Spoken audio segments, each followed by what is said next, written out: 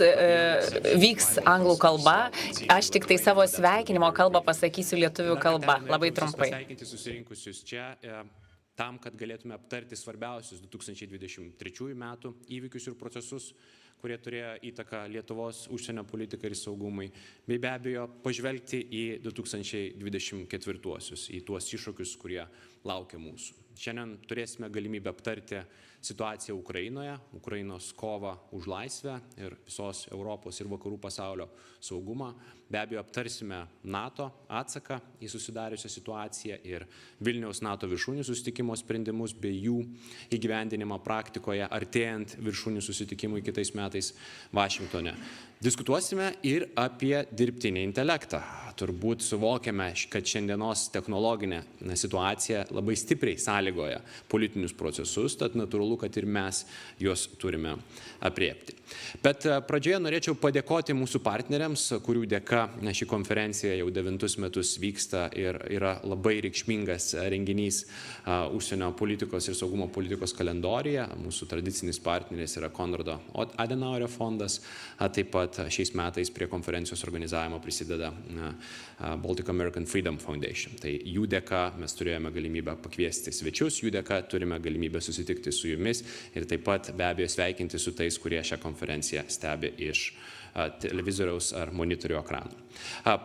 Dar vienas aspektas, kurį norėčiau paminėti, kuris yra reikšmingas man ir mano komandai, tai ši konferencija tuo pačiu žymi ir mūsų centro gimtadienį.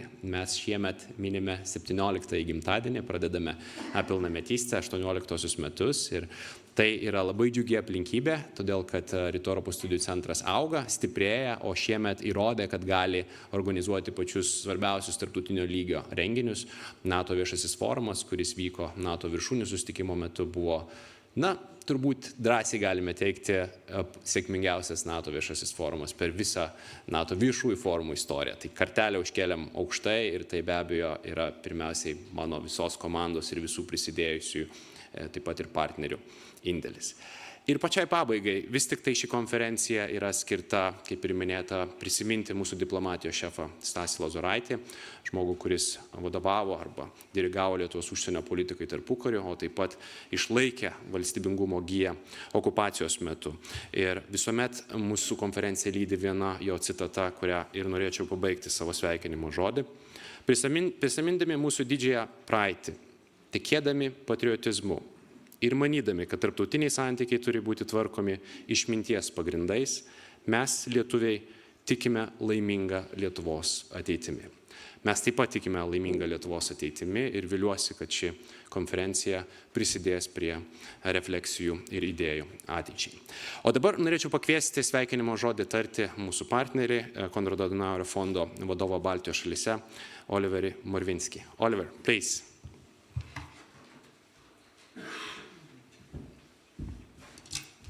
Ačiū, Linas, and labas diena. Good morning, everyone. I will not continue in Lithuanian. Deja, netęsiu savo pranešimo lietuvių kalba. Esu Oliver Morvinski, esu Konrado Adenauerio fondo Baltijos šalyse vadovas. Labai džiugiai prisidėjome prie šios konferencijos organizavimo. Nesu tikras, ar jau čia 9 metus iš eilės ši konferencija vyksta. Tad dėkoju Linui ir jo komandai už šios konferencijos organizavimą ir Konrado Adenauerio fondas mielai prisideda prie šio renginio, pakviesdamas keletą reikšmingų svečių, kurie prisidės prie svarbių temų, tokių kaip gynyba, saugumas. Ir labai svarbu pasikeisti nuomonėmis bei aptarti šias svarbias temas, kai šiuo svarbiu laiku aptarėme tuos klausimus. Mes, žinoma, turime užsitikrinti, kad turėtume patikimų partnerių, o partnerystė pirmiausia turi būti pagrįsta savitarpio supratimu. Ir tikiuosi, kad mes savo kukliu indėliu praturtinsime šį renginį ir paskatinsime tą savitarpio supratimą. Tiek šioje konferencijoje, tiek apskritai. Konrado Adenauerio fondas veikia ir Lietuvoje, ir regione jau daugiau nei 30 metų. kartu su savo Vokietijos partneriais, kartu su Vokietijos ambasada, mes skatiname Lietuvos ir Vokietijos, Baltijos šalių ir Vokietijos bendradarbiavimą. Ir tai yra ypač svarbu šiais neramiais laikais. Konrado Adenauerio fondas iš tiesų leidžia gilinti santykius dvišaliame kontekste, teikti įvairius vertinimus iš abiejų šalių pozicijų. Tarkim, mūsų atveju mes galime teikti informaciją Vokietijai ir atitinkamai gauti informaciją apie Lietuvą. Ukraina, ko gero, nėra galbūt pagrindinė tema šio renginio, tačiau taip pat yra neabejotinai labai svarbi tema ir labai svarbu tęsti šią partnerystę, siekiant didinti tą suvokimą, kokios svarbos ir kokios reikšmės šis klausimas, kokios svarbos yra Ukrainos saugumas ir tolimesnė parama, Ukrainai. Tai neabejotinai yra susijęs su visos vakarų Europos saugumu. Mes kaip fondas stengiamės prisidėti prie šio supratimo gilinimo, dirbdami kartu su partneriais, tiek čia Lietuvoje, tiek su Lino institutu, centru, ir peržvelgę skaičius, matydami tą 9 skaičių, mes suprantame, kad ne tik tai NATO turės ką švęsti kitais metais, bet būtent ir kitais metais ir Rytų Europos centras turės ką švęsti, bet tai jau bus 10-oji jubiliejinė konferencija. Ir Linui sakiau, kad jo komanda iš tiesų gali surengti tikrai labai puikų šventinį renginį, šventinę konferenciją ateinančiais metais. Dėkoju Jums, linkiu Jums vaisingų diskusijų ir ačiū.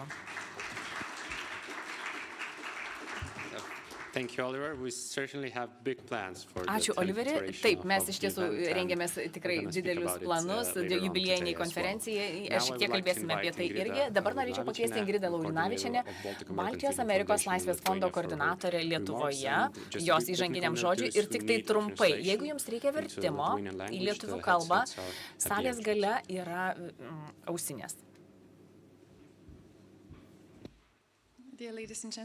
Ponios ir ponai, labas rytas. Man didelė garbė dalyvauti kartu su šiais mielais partneriais, su Rytų Europos studijų centru ir su Konrado Adenauerio fondu. Didelė garbė atstovauti Baltijos-Amerikos nepriklausomybės Laisvės fondą. Šis fondas pradėjo veikti 2010 metais, paveldėjęs Baltijos-Amerikos įmonių fondą, performuotas iš to fondo ir mes iš tiesų siekiame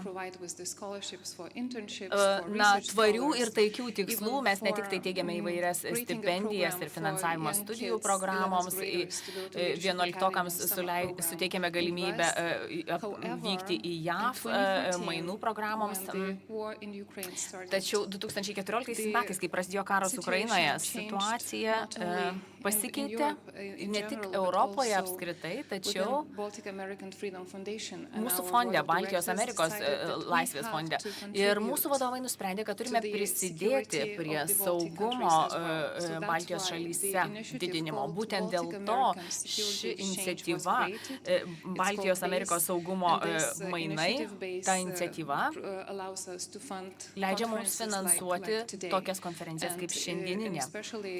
Ir mes visuomet norime ir esame įsipareigoję investuoti į Baltijos šalių saugumą.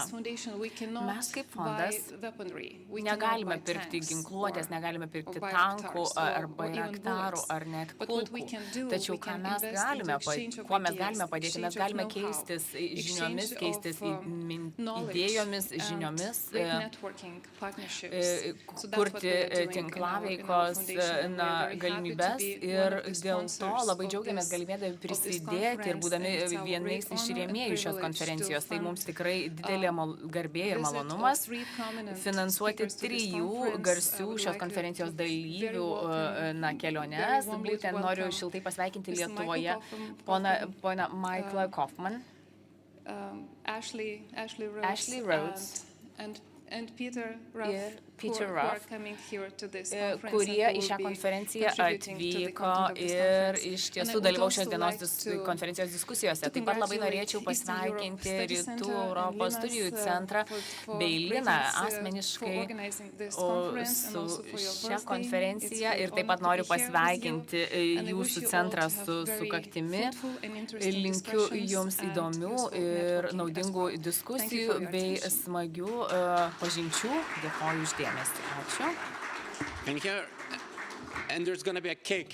Ir pabaigoje bus tinkamas šventimas, o dabar oficialioji dalis jau baigta, dabar perėjame prie reikalų, prie diskusijų. Dabar norėčiau pakviesti Adamą Roževičių, kuris bus pirmosios diskusijos moderatorių. Tai yra Rytų Europos studijų centro analitikas, būtent yra Adam Roževič.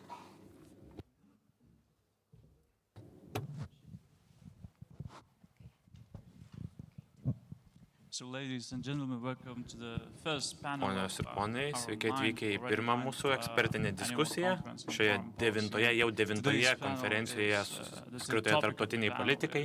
Na ir pirma tema yra Ukrainos kova už laisvę, kaip judėti į priekį. Šiandien su mumis turime du puikius ekspertus iš Jungtinių valstijų, Ashley Rhodes, gynybos politikos tyrėja Rand korporacijoje, ir Michaelą Kaufmaną, vyresnįjį bendradarbį iš Carnegie fondo tarptautiniai taikai remti. Aš organizuosiu viską gan paprastai. Iš pradžių užduosiu pirmus klausimus, pakalbėsime 15-20 minučių, o tada suteiksime žodį auditorijai, taip pat užduoti klausimus. Jeigu norėtumėte užduoti klausimą, tiesiog pakelkite ranką, na ir mano kolegos prineš mikrofoną. Taigi, Michaelai, pradėkime nuo jūsų. Jūs neseniai lankėtės Ukrainoje. Kaip jūs žiūrite į dabartinę situaciją? Kas vyksta mūšio lauke šiuo metu? Ačiū, Adamai. Ačiū šį kvietimą dalyvauti konferencijoje. Dar kartą sugrįžti į šią konferenciją. Aš susidariau tokį įspūdį, kad Ukrainos puolimas kol kas baigėsi. Rusai bando perimti iniciatyvą daugelyje vietų. Ir Rusija turi amunicijos pranašumą. Pavyzdžiui, ukrainiečiams trūksta šaudmenų, sviedinių. Dalis priežasčių yra todėl, kad Jungtinių valstijų finansavimo galimybės ima išsekti. Todėl manau, kad matysime sekinamąjį karą šią žiemą, panašiai kaip matėme ir praeitą žiemą. Karas gali tapti poziciniu. Rusijos pranašumai, kuriuos jie turi, yra santykiniai ir nebūtinai lemtingi. Jiems nepavyko pralaužti karo, o spalį ir lapkritį už tas mažas teritorinės pergalės jie patyrė didžiulių nuostolių. Šie mūšiai tęsis ir visą žiemą, mano nuomonė. Tad vienas iš klausimų, kurį užduoda žmonės, ar karas pasiekė patinę situaciją? Mano nuomonė, ne. Gal laikinai, ar gal taip atrodo, nes nei viena pusė negali gauti didžiulio pranašumo. Tačiau nėra jokio lemtingo pato šiame kare. O taip pat žvelgiant į dabartinę situaciją, kol kas nesimato kažkokios aiškios trajektorijos. Visų pirma, reikia paminėti, kad Rusija prieš kitus metus turi pranašumą, kalbant apie amunicijas, apie dronus, apie kitas svarbias sistemas. Pranašumas nėra milžiniškas ir nebūtinai jis nulems pasiekmes, tačiau jį reikia atsižvelgti. Kiti metai gali lemti lūžio tašką šiame kare ir tai gali tapti ir svarbia galimybė. Ukrainiečiai ir vakarai gali daug nuveikti, kad pasinaudotų kitais metais, kad kurtų pajėgumus ir atgautų karinį pranašumą šiame kare Ukraina. Bet iš esmės dabar kalbame apie ilgalaikę strategiją ir turbūt visiems aišku, kad tai bus ilgas karas. Ir prieš šią puolimo kampaniją buvo aišku, kad karas bus ilgas, net pats kontrpuolimas veikiausiai nepabaigs karo, tai yra tos operacijos, kurios turėjo būti vykdomos šią vasarą. Man atrodo, toks požiūris buvo nerealistiškas. Mano nuomonė, Rusija turi tam tikrą pranašumą, tačiau turi savų struktūrinių problemų, trūksta puolamosios jėgos, jie didina savo amunicijos gamybos pajėgumus, tačiau nepakankamai, kad atlieptų visus savo poreikius ir taip pat nesugeba kažkaip lemtingai perlaužti karo jėgos. Visgi, jeigu žiūrėsime į karą, jeigu nepakeisime savo požiūrį į karą, pakankamai neinvestuosime, Rusai 24 metais gali perimti vis daugiau teritorijų. Taigi dabar nelaikas nuimti rankų nuo vairo. Ir ypač nuogastauju matydamas, kad tiek Jungtinės valstijos ir kitos šalys mažina savo išteklius. Sunku nenuogastauti, matant, kas vyksta Jungtinių valstijų kongrese. Taigi, suprantu, kad Ukrainoje nuotaikos ne pačios linksmiausios, tačiau vis dar nėra nevilties. Man atrodo, žmonės realistiškai žiūri į dabartinę situaciją, į problemas, su kuriomis susiduria Ukraina, apie perspektyvas ateičiai, kaip efektyviai išnaudoti kitus metus, atkurti galimą karinį pranašumą ir taip pat svarstyti, ką galima padaryti, siekiant sugerti kitų metų rusų karinius pranašumus. Tačiau tai labiau yra ilgalaikė vizija, o žvelgiant į šį karą, man atrodo, reikia žvelgti į ilgalaikę perspektyvą. Ačiū, Maiklai, ir trumpas klausimas apie patą. Kad kol kas situacija nėra patas, tačiau prieš keletą mėnesių generolas Zalužnis viename straipsnėje būtent šį žodį ir paminėjo. Ką manote apie šį straipsnį ir šios termino vartojimą? Visų pirma, noriu pasakyti, kad su nemažai dalykų tame straipsnėje sutinku, bet karas vyksta etapas po etapo. Jokiame kare negali iš dabartinio etapo ekstrapoliuoti, kaip vystysis karas toliau. Karai niekada nesibaigia taip, kaip prasideda. Ir man atrodo, kad jo pastebėjimas šiuo metu yra gan tikslus. Bet jei pažvelgsim į išteklius, į įsipareigojimus, manau, kad per anksti daryti prielaidą, jog patas stos ilgam laikui. Aš šio karo trajektoriją matau ne taip. Na ir bet kuriuo atveju nebūtų įmanoma pasakyti to, kol nematome, kaip Rusija pasieks didžiausią piką pinigų leidimo kariniai pramoniai. Ilgainiui Rusai supras, kaip atsiliepia investicijos, per didelės investicijos į karinę gamybą ir kol kas per anksti daryti bet kokias išvadas. Prieš žiemą dėl daugybės priežasčių ir galbūt svarbiausia iš jų oro pokyčiai, dažnai atrodo, kad karas tapo sekinamuoju, stojo patas, tačiau nebūtinai tą patį matysime ir 24 metais. Ačiū. Ashley, ar galėtumėte pasidalinti jūsų perspektyvą, kalbant apie dabartinę situaciją, kalbant apie karinę pagalbą, kitokią pagalbą Ukrainai, nes atrodo, kad ištekliai senka. Kaip jūs matote tendencijas? Visų pirma, ačiū. Labai smagu prisijungti šioje diskusijoje ir aptarti tokias svarbės temas. Man atrodo, Maiklas puikiai nusakė dabartinę situaciją iš operacinės perspektyvos. Aš norėčiau šiek tiek atitolinti perspektyvą ir pakalbėti apie strateginius dalykus. Tai yra NATO parama, kuri yra kritiškai svarbi Ukrainos karo sėkmingai baigčiai. Manau, kad yra keletas veiksnių, kurie paveiks paramos lygį ir NATO galimybę išlaikyti paramą tokiu pačiu lygmiu, kokiu išlaikė iki šiol. Manau, kad pastaruoju metu Jungtinėse valstijose, bet ir daugybėje kitų Europos ir NATO sostinių, matėme, kad suvokimas apie Rusiją šiek tiek blėsta. Atrodo, kad Rusijos pasiekimai mūšio lauke, palyginus su pradiniais lūkesčiais, yra daug prastesni. Rusija atrodo nebe tokia grėsmė, kaip buvo anksčiau, o žvelgiant į ilgalaikę perspektyvą, atrodo, kad Ukrainos puikus pasirodymai išmušė Rusiją kaip svarbią tarptautinę žaidėją bent ateinančiems 10 metų. Tad manau, kad kuo ilgiau tęsia šis karas, tuo ilgiau toks požiūris įsigalios tarp NATO narių. Antras dalykas, labai skaudi tiesa, kad ištekliai yra baigtiniai kiekvienoje šalyje ir tai reiškia, kad kurios NATO šalys turi priimti sunkius sprendimus, kokius prioritetus jie skiria grėsmėms, vidaus grėsmėms ir kalbant apie tai, kuo jie ruošiasi prisidėti prie Ukrainos sėkmės.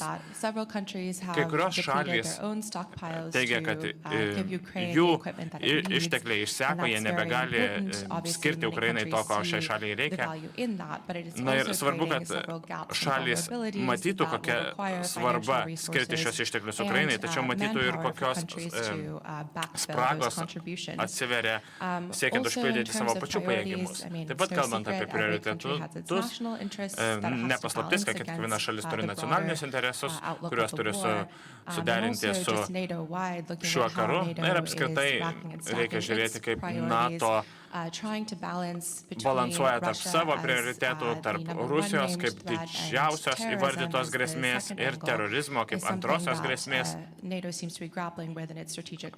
Atrodo, kad NATO savo strateginėje koncepcijoje bando suderinti poziciją tarp visų valstybių, remti Ukrainą šiame kare, tačiau ir taip pat laikytis to 360 laipsnių požiūrio, kurį NATO priėmė pastaraisiais metais. Dar vienas svarbus dalykas, kurį verta paminėti, kad bent jau Jungtinėse valstijose, na ir kai kalbam apie resursų suderinimą, balansavimą, visada kalbam apie potencialų konfliktą su Kinija ir to neįmanoma ignoruoti. Todėl tai tikrai turės įtakos Jungtinių valstijų paramos tęstinumui. Bet už Jungtinių valstijų ribos nuo pat karo pradžios matėme nelygų indėlį iš skirtingų sąjungininkų.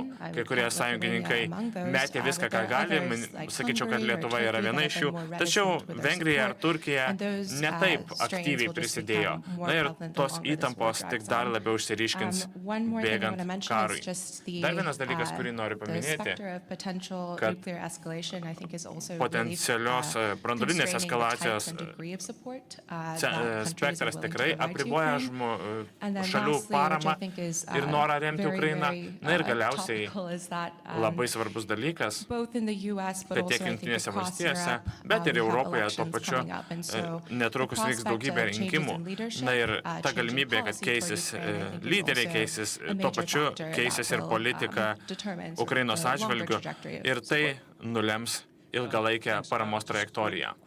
Ačiū. Tik dar vienas klausimas, kalbant apie Jungtinių valstijų rinkimus. Tai tarsi nemažas dramblys kambaryje. Ką manote apie Jungtinių valstijų ryžtą judėti į priekį, kalbant apie paramą Ukrainai? Manau, kad gera žinia tai, jog nors yra daug vidinių peštynių Jungtinių valstijų politinėme elite, tačiau, kalbant apie paramos dydį, tačiau manau, kad parama kaip tokia yra nuolatinis prioritetas ir nepaisant administracijos jie išsilaikys.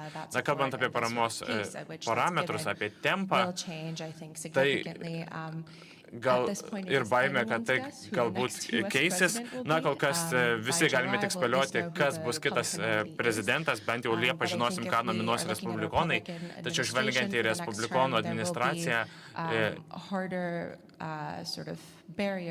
bus tam tikrų kliūčių, norint pasiekti tą patį paramos lygį ir tempą. Tačiau tuo pačiu, manau, kad respublikonai remia Ukrainą labiau negu viešai pateikiama. O jeigu Bidenas būtų išrinktas dar kartą, vėlgi liktų atviras klausimas, nes manau, kad kol kas Bideno planas buvo duoti Ukrainai tai, ko jai reikia, kad išlaikytų karo eigą, bet nebūtinai, kad laimėtų. Nes labai tai aiškiai pabrėžiama. Nežinau, ar tai keisis, bet manau, kad dabartinė situacija tokia. Vis dar liko labai daug neatsakytų klausimų. Dabar sugrįžkime prie mūšio lauko. Jūs minėjote šiek tiek apie prognozes 24-iesiems.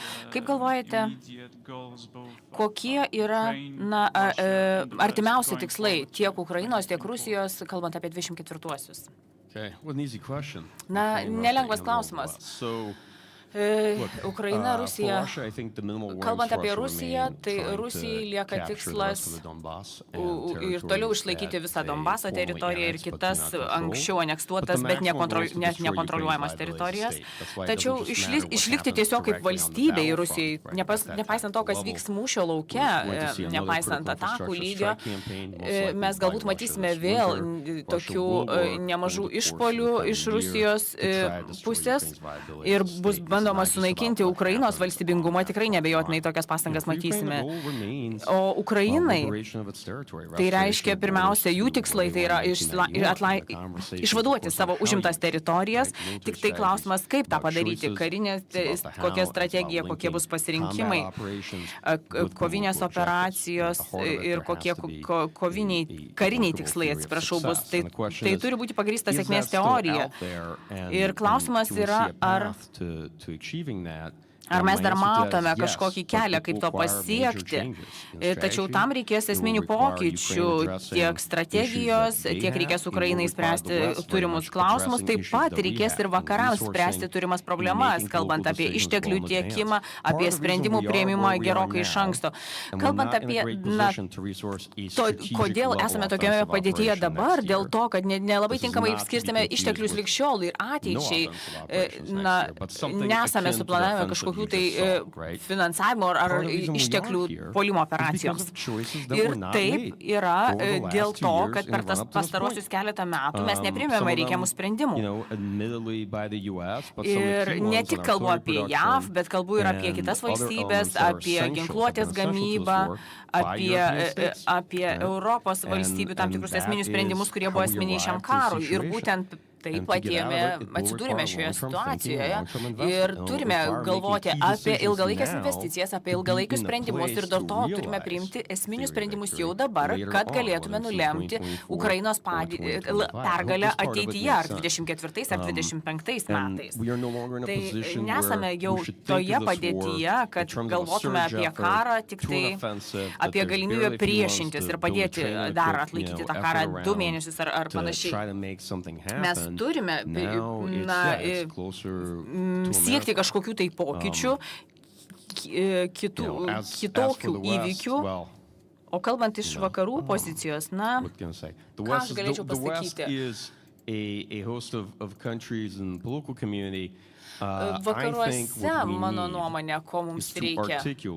Pirmiausia, turime aiškiai numatyti, kad kiti metai yra kūrimo metai ir ką mes siekime sukurti, būtent turime aiškiai labai įsivardinti, nusibrėžti tą konkrečią strategiją tiek Ukrainai, tiek savo ir galiausiai. Taip, kai kurios strategijos žlunga, nes jos nėra pakankamai strategiškos. Arba nėra priimami tinkami sprendimai, nėra padaromi reikiami pasirinkimai. Kai kuriais atvejais strategijos žlunga, nes nėra tinkamai įgyvendinamos. Ir labai tikiuosi, kad ateinančiais metais mes pamatysime iš tiesų įgyvendinamas strategijas ir įgyvendinamus dalykus tuos, kurie žmonės sako, ką darys, kad iš tiesų realiai juos padarys. Tai jūs galvojate, kad Ukraina neturės tokių pat išteklių, kuriuos turėjo prieš tai ir ar Ukrainai pakaks išteklių išlaikyti gynybos lygį tą patį? Manau, kad taip. Manau, kad Ukraina dabar pereina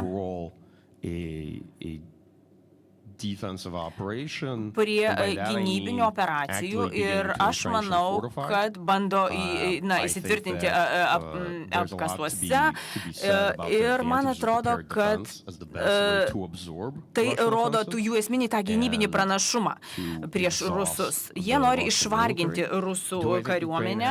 Ar Ukraina turi pakankamai išteklių, turint galvoje, kad mes tiekiame jiems išteklius, ar ir toliau vykdyti gynybinę karinės operacijas? Manau, kad taip. Man atrodo, pirmiausia, turime susitelkti būtent ties tuo ir galvojant apie ateitį. Taip pat svarbu padėti Ukrainai, padėti įgyvendinti geresnę pajėgų paskirstimo strategiją, atkurti prarastus pajėgumus ir atkurti puolamąsias jėgas ateinantiems metams. Kalbant apie puolamosius pajėgumus, tai Ukraina bus pajėgi vykdyti tam tikras puolamąsias operacijas, tačiau man atrodo, kad jiems nepakankama artilerijos šaudmenų ir čia svarbi dalis jau būtume, čia turim atsisukti į save ir pažvelgti, ar mes sugebėsime pagaminti tiek, kiek reikia Ukrainai 24 metais. Ashley, kalbant apie JAV ir apie tą atsinaujinusį konfliktą artimuosiuose rytuose, įtemptą situaciją Ramiojo vandenyno regione, mes matome, kad JAV jau tarsi persitempė ir tikrai nestebina, kad pagrindinis prioritetas JAV politikinis yra būtent Kinija. Kaip jūs galėtumėte pakomentuoti tą persitempimą JAV? Ar JAV pavyks susitvarkyti, ką tokios mažos valstybės kaip Lietuva gali padaryti, kad padėtų JAV ir palengvintų tą įtampą susidariusią šiuo metu? Žinoma, puikus klausimas. Manau, kad pirmiausia pradėsiu nuo tam tikrų pozityvių dalykų. Laimė ar nelaimė, priklausomai nuo to, kai žvelgsime į tai, JAV yra įpratusi tvarkyti su įvairiais iššūkiais vykstančiais vienu metu. Ir nebūtinai sakau, kad efektyviai tą padaro visuomet, tačiau yra įpratusi su tuo dorotis. Ir iš tiesų mes matysime ir ateityje daugiau tokių konfliktų, kurie vyksta kaip Ukrainoje ir Izraelyje. Ir tie politiniai žaidimai bus dažnesni ir mes turėsime gebėti žongliruoti tą paramą, padėti palaikyti tas vidinės diskusijas tarp Kongreso ir Senato, siekiant užtikrinti paramos paketą Ukrainai. Tai neabejotinai tų komplikacijų yra ir vienoje ir kitoje pusėje. Tačiau kalbant apie išteklius apskritai, nemanau, kad yra per daug skiriama, kalbant apie paramą Ukrainai, ypač apie paramą ginkluotę, įrangą. O JAV, žinoma, neabejotinai blogiausias scenarijus būtų 2 paraleliai vykstantis karai. Ir kalbant apie Europą ir Rusiją, tas prieštaravimai Taivane, būtent pasipriešinimas Kinijos invazijai galimai. Tai JAV požiūris iš tiesų buvo toks, kad jis siekė stiprinti Europos Sąjungininkų pajėgumus, kad jie patys pajėgtų apsiginti, kiek galima efektyviau, kiek galima labiau, kad nebūtų ta našta perkeliama JAV. Ir kalbant apie Lietuvos vaidmenį ir kitų sąjungininkų NATO vaidmenį, tai man atrodo, jų vaidmuo labai aiškus, kalbant apie konkurenciją su Kinija. Lietuva, žinoma, yra ėmusis tam tikrų rimtų žingsnių, siekdama reaguoti į Kinijos žingsnius pastaraisiais metais. Ir man atrodo, kad tai leidžia iš tiesų mums įtvirtinti tas vakarietiškas normas ir parodyti, kad Kinijos tam tikri veiksmai yra nepriimtini, žmogaus teisių pažeidimai, priekybos, tarptautinių susitarimų pažeidimai. Kalbant apie realų konfliktą ir galima kažkokį tai kovinį scenarijų, JAV to nesitikė ir neprognozuoja, ypač kalbant apie mažesnės NATO sąjungininkės, kurios galbūt neturi ekspedicinių pajėgų arba pajėgų, kurias būtų galima išsiųsti į Ramiojo vandenyno regioną. Tai mano galbūt patarimas Lietuvai ir kitoms mažesniems sąjungininkėms NATO būtų susikoncentruoti ties tam tikrų kritinių spragų užkamšymų ir kad jos pačios būtų stipresnės ir gebėtų atlaikyti frontą kilus kažkokiems tai neramumams. Maiklai, dar trumpai paskutinis klausimas prieš suteikiant galimybę klaustis auditorijai. Kokia yra dabartinė ta ginkluotės būklė ir kalbant apie ginkluotę, ir kalbant apie personalą? Mes matėme tas kontrapuolimo operacijas, matėme, kad Ukraina patyrė nuostolių ir nuostolių, įrangos nuostolių. Kaip jūs vertintumėte tą dabartinę padėtį? Manau, kad, kalbant apie gynybinės operacijas, tai geras dalykas tas, kad, galima sakyti, daugmaž lygiosios buvo pasiektos praradimų prasme. Ukraina dėl mūšio sąlygų ne visuomet gali pasinaudoti tą įrangą, kurią ji gauna iš rėmėjų. Tačiau, žinoma, problemos yra tos, kad Ukraina turi atkurti pajėgų kokybę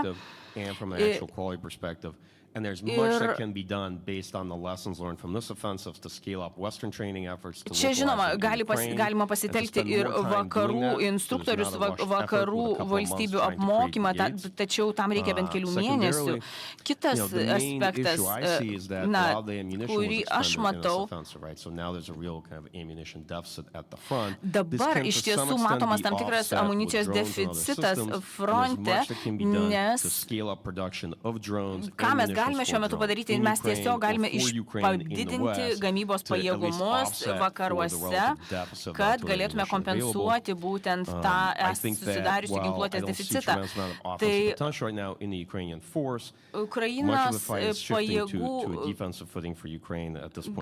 galimybė šiuo metu vis tiek labiau persiorientuoja į gynybinės pozicijas. Kalbant apie Rusiją, Rusija turi pranašumą artilerinį, šaudmenų pranašumai, kadangi gauna iš Šiaurės Korėjos tam tikros paramos, tačiau tai nėra kažkoks tai esminis pranašumas.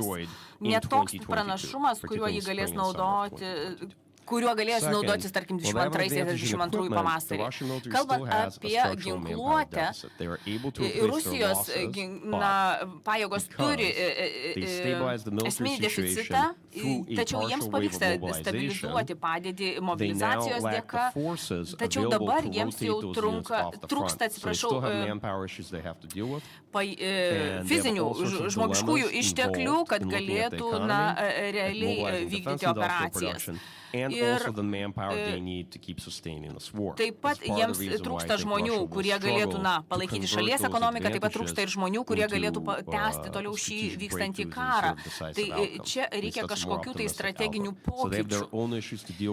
Tai rusai turi tikrai savų problemų, su kuriom jie turi dorotis ir tvarkytis. Ir man atrodo, kad pasirinkimo kitais metais, tų klausimų sprendžiamų nebus, bus jų tų klausimų tik tai daugiau, kuriuos reikia spręsti. Ukraina vis dar turi išteklių, taip pat ji turi dar pakankamai žmogiškųjų išteklių ir sėkmingai gali vykdyti tam tikras kovinės operacijas, tačiau kitais metais, žinoma, turės susitelkti ties esminėmis problemomis ir sprendimais.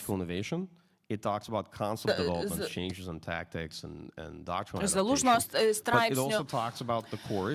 Ir ten kalbama apie esminius dalykus, apie tokius kaip rezervą. Tai reikės spręsti šiuos klausimus, nebejotinai, kad ukrainiečiai galėtų atkurti savo pranašumą prieš rusus. Ačiū. Ačiū, taigi dabar suteikime galimybę užduoti klausimus. Pakelkite ranką. Taip, matau, kad turime. Pirmąjį klausimą. Toj mikrofoną prinešime. Tik prisistatykite. Atstovauju užsienio reikalų ministeriją. Markai, kalbėjom vakar, bet galbūt dabar galėtumėte šiek tiek padetalizuoti. Tai skausmingas klausimas, bet svarbu atsakyti. Kokios yra ukrainiečių klaidos? Nes buvo didelių lūkesčių, kad ukrainiečiai greitai judės į priekį kontrpuolime. Tai neišsipildė. Tad kokias jūsų nuomonė klaidas padarė ukrainiečiai? Taip pat šiek tiek kalbėjote apie rusišką perspektyvą. Kaip manot, kiek ilgai Rusija gali išlaikyti šį karą, nes kalbėjote apie mobilizaciją, apie įrangos gamybą. Kiek ilgai Rusija gali vykdyti šį karą, ypač tikintis, kad sankcijos kada nors galiausiai paveiks Rusijos galimybės finansuoti šį karą. Taigi apie klaidas ir apie Rusijos perspektyvą. Ačiū. Norėčiau pasakyti taip. Kartais nėra nuoširdų kalbėti apie klaidas. Nes istorija galėjo pakreipti vieną ar kitą linkme ir kas būtų, jeigu būtų, nėra istorinis klausimas. Tiesiog taip žiūrėti iš perspektyvos visada kiekvienas gudrus. Kalbant apie tą puolamąją operaciją, kaip ji buvo vykdoma, Ukraina, Jungtinės valstijos ir kitos prie planavimo prisidėjusios šalys neturėjo tokių opcijų, kurios būtų be rizikos arba be didžiulės kainos. Visada reikėjo kažką aukoti. Jeigu aš žvelgčiau į puolamosios operacijos perspektyvą, man atrodo, kad ukrainiečių pasirinkimas padalinti puolimą į tris šalis, tris kryptis buvo rizikingas, tačiau ta rizika nedavė vaisių. Man atrodo, pradinė operacija laužti gynybinės linijas nebuvo sėkminga. Ukraina greitai pakeitė savo taktiką, bandydama sumažinti savo nuostolius. Kalbant apie sveikinamąjo karo galimybės, man atrodo, tai buvo racionalus požiūris. Tačiau iš esmės per kelis mėnesius šio puolimo strategija neturėjo esminių pokyčių.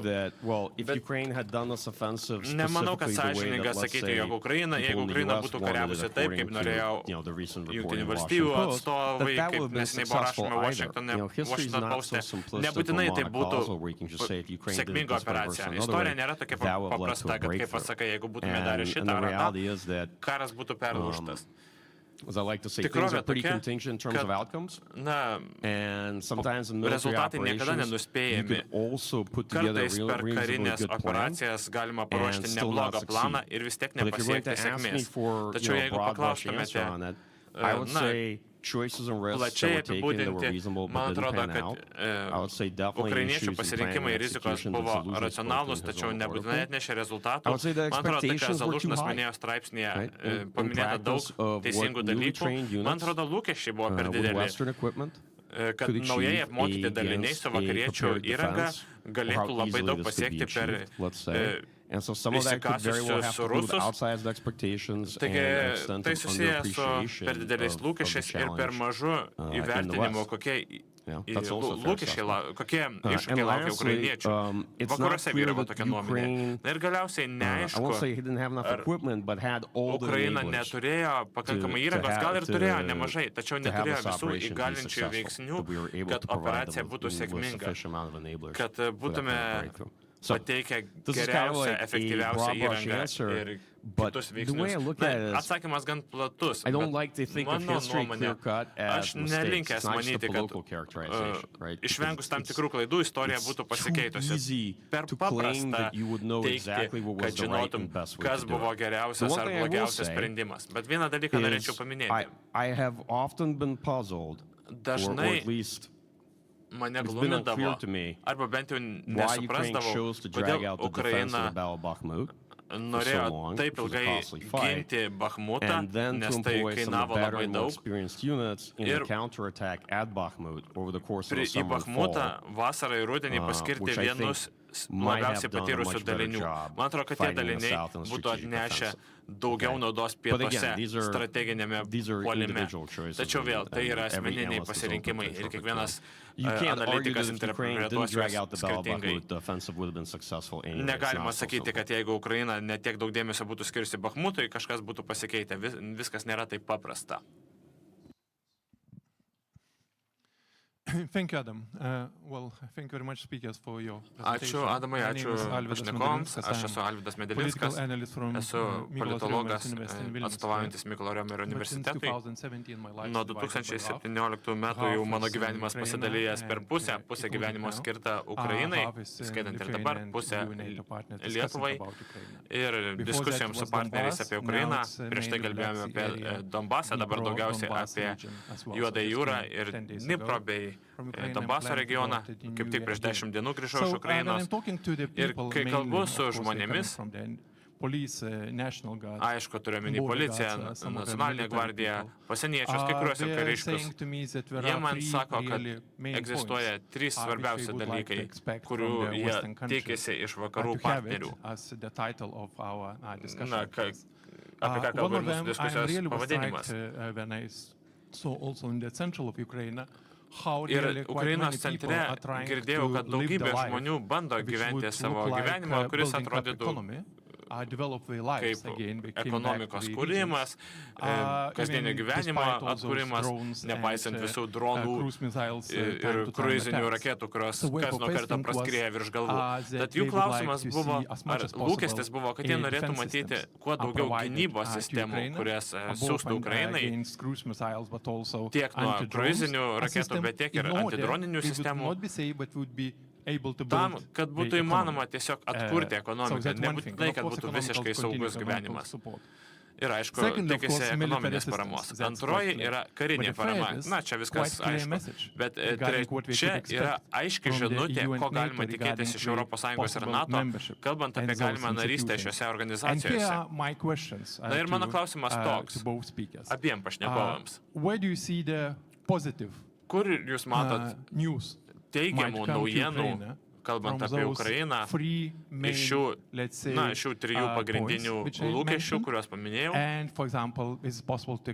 Pavyzdžiui, ar įmanoma tikėtis kažko iš NATO viršūnių susitikimo Vašingtone kitais metais po Vilniaus susitikimo. O Maiklo norėčiau paklausti, ar aš jūs gerai supratau, nes neseniai mačiau keletą straipsnių ir ukrainiečiai manęs apie tai klausinėjo, kad dabar vakarų patarimas Ukrainai, žinant, kad stinga ginkluotės, yra persiorientuoti į gynybą ir labiau planuoti tokias karinės operacijas, kurios būtų vykdomos 25 metais, tai yra puolamosios operacijos.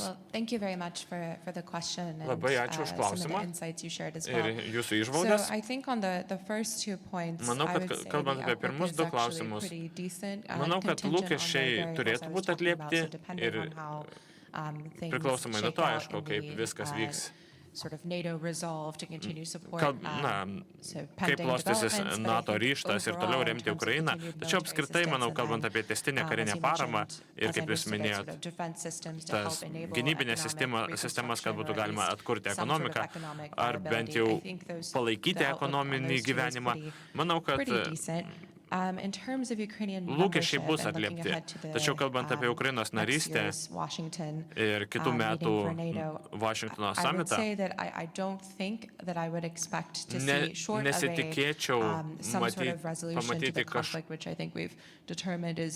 kas padėtų išspręsti konfliktą, nes turbūt iki kitos vasaros tai labai mažai tikėtina. Manau, kad sunku tikėtis, jog bus pažadėta narystė NATO ar per viršūnių susitikimą kitą vasarą, nes nors praėjusių 2 viršūnių susitikimų rezultatai lėmė vis daugiau dėmesio Ukrainai, daug daugiau negu anksčiau, ta atvirų durų deklaracija Bukarešte. Bet kalbant apie narystę NATO, manau, kad visi gerai supranta, jog daugybė valstybių nemano, jog tai įmanoma, kol karo veiksmai vienaip ar kitaip liausis, nes įtraukus kariaujančią šalį į NATO kils tam tikrų nežinomybių. Tai tokia pesimistinė žinutė iš mano pusės, bet manau, kad kalbant apie pirmus 2 klausimus, manau, kad perspektyvos neblogos. Na, o Maiklas galbūt mane papildys arba paprieštaraus, nežinau. Kalbant apie 25 metų kontrpuolimą, taip, man patinka klausimai, kuriuos užduodat man ir Ešliai. Ačiū, Ešliai, kad prisidedi. Manau, kad kitais metais nebus kalbama vien apie gynybą. Ukraina nemažai gali nuveikti, padidinant savo smūgių galimybės prieš rusų objektus. Net jei atrodo, kad dabar kautynės įstrigo taktinių lygmenių, vis tiek galima smūgiuoti prieš kritinio infrastruktūrą ir panašiai. Ukraina gali spausti pažeidžiamas teritorijas, pavyzdžiui, Krymą, kuriam skiriama daug dėmesio, bet taip pat ne vien Krymą. Ukraina gali spausti rusų karinius pajėgumus už fronto linijos, jeigu gaus resursų ir paramos.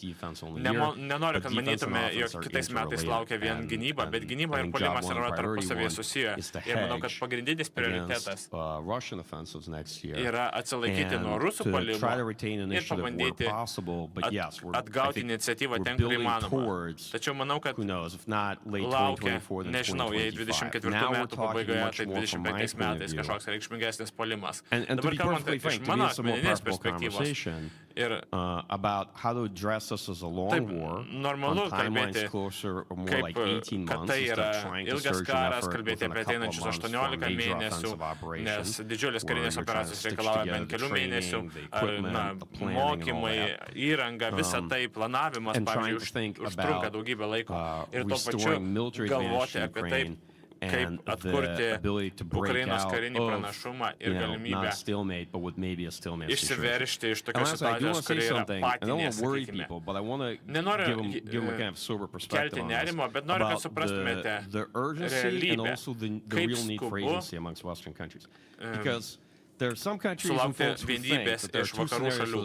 Nes kai kurios šalis mano, kad yra du karo scenarijai. Vienas scenarijus - Ukraina laimi ir gali nulemti karo baigti palankiomis sąlygomis, antroji yra fatas. Bet ne, taip nėra. Yra trečias scenarijus. Jeigu nebus pokyčių, jeigu nebus investicijų kitais metais, Ukraina gali imti pralaiminėti karą ir rusai užkariauti vis daugiau teritorijų 24 ir 5 ir 6 metais. Yra tokia galimybė.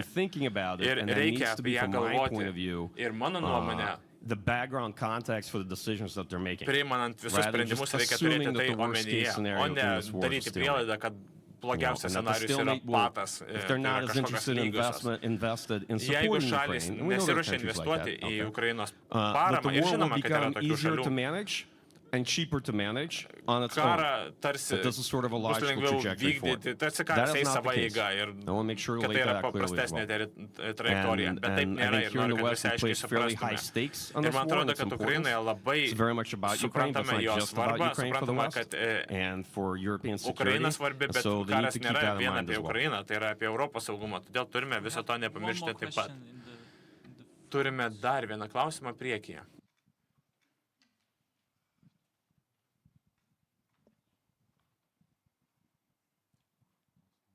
Sorry, there's one question, yeah. Taip, gal galime mikrofoną, turime klausimą auditorijoje. Good morning. Labas rytas, aš esu Viktor Domovski, atstovauju Ukrainos ambasadai. Labai ačiū Linui, jums, Maiklai, Ashley, Adamai, už šią ekspertinę diskusiją skirtą Ukrainai. Ji labai svarbi dėl akivaizdžių priežasčių. Ačiū už tokią gilę analizę, kalbant apie situaciją. Vakaruose daug kalbama apie tai, kas jau nuveikta. Pergalė, tikiuosi, nėra vien Ukrainos galutinis tikslas. Tai turėtų būti visų demokratinių šalių interesas. Karas užtruks kažkiek laiko, niekas nežino kiek.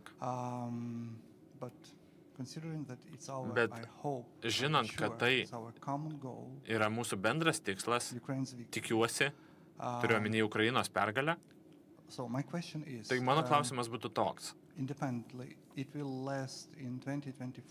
Jis tęsis 24 metais, gal ir 25 metais. Darome viską, kad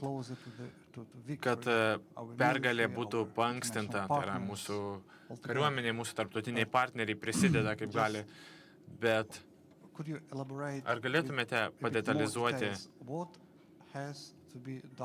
ką reikia padaryti be to, kas jau buvo padaryta iš Ukrainos pusės, iš vakarų pusės,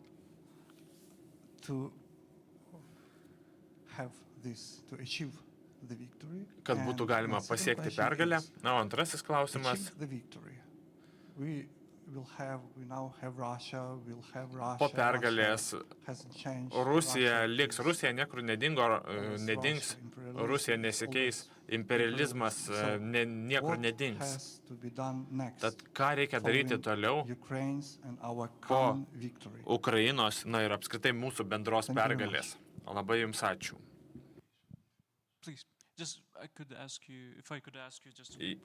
Tik prašyčiau trumpai atsakyti, nes mums liko 4-5 minutės. Man atrodo, klausimas pirmiausia skirtas Maiklui, bet aš norėčiau trumpai pasidalyti apie tai, ką vakarai turėtų dar padaryti. Turbūt aišku, kad Ukrainai reikia daugiau, iš esmės visko, kalbant apie įrangą, apie techniką. Tai, ką jau minėjau anksčiau, vakarai nėra labai lėti, bet yra atsargus, kalbant apie įrangos perdavimą Ukrainai, nes baiminamasi branduolinio karo iš Rusijos pusės ir panašiai. Manau, kad reikia paskubinti šios dalykus. Akivaizdu, Ukrainai reikia daugiau oro gynybos, daugiau artilerijos sistemų, daugiau tankų, daugiau galimybių smogti toliau nuo fronto linijos. Tiek daug pajėgumų vis dar reikia, kurie padėtų perlaužti karo eigą. Tad manau, kad vakaruose visi kaip ir tai supranta, bet kol kas buvo laikomasi tokio mentaliteto, kad vakarai vengia eskalacijos, bet galbūt mūšio lauke pasikeitusi situacija šiek tiek ves ir prie mentaliteto pokyčių. Bet įdomu, ką tu pasakytum, Maiklai. Taip, aš labai trumpai pasakysiu, ko reiktų iš Ukrainos pusės ir iš mūsų vakarų plačiąja prasme. Man atrodo, kad Ukraina jau daro kai kurios dalykus. Visų pirma, reikia ruoštis gynybai. Karas nėra apie gynybą, bet galimybę geriau valdyti pajėgas. Kadangi frontas tęsiasi 1000 kilometrų, reikia rotuoti brigadas, reikia jas papildyti ir reikia mažiau išteklių gintis palei tokį ilgą frontą nuo rusų kariuomenės. O tai suteiktų veiksmų laisvę. Gynyba visų pirma skirta suteikti veiksmų laisvę. Na, ir reikia suteikti galimybę brigadoms pailsėti. Kas buvę fronte, žinot, kad jau 14-15 mėnesių kai kurie daliniai net nebuvo rotuojami, kai kurie kariškiai ir karininkai dar tik dabar gauna atostogų praėjus daugiau nei metams karo. Žmonės pavargsta, žmonėms reikia pailsėti, kad būtų galima atkurti kovinį efektyvumą. Taip pat reikia kovoti su gyvosios jėgos problemomis. Ukraina turi gyvosios jėgos, bet reikia plačiau žiūrėti į mobilizaciją, apie galimybės atkurti kovinius pajėgumus. Manau, kad šie klausimai turi būti atlikti. Taip pat, kalbant apie mokymus, mes kaip vakarai galime padaryti kai kuriuos dalykus, bet ne viską, nebūtinai mūsų mokymai bus tiksliai reikalingi Ukrainai arba sąlygoms, kuriomis kovoja ukrainiečiai. Daug dalykų galima pakeisti, galima paspartinti mokymų sistemas, kalbant apie vadovybės mokymus, dalinių bendradarbiavimo mokymus. Nes anksčiau atrodė lengva išmokyti dalinius kovoti su vakarietiška įranga. Ne, sunkiau yra suderinti tarpusavio dalinių kovojimą. Nei vakarai, nei Ukraina nėra labai patyrę čia, todėl reikia skirti laiko šiems klausimams. Taip pat kalbant apie gamybos pajėgumus, tai yra dronų gamyba, Ukraina labai daug pasiekė, tačiau Rusija paskubėjo į priekį. Vakarai turi daug technologinių ir kapitalo pranašumų. Jeigu sugebėsime paspartinti gamybą, turėsime pranašumą.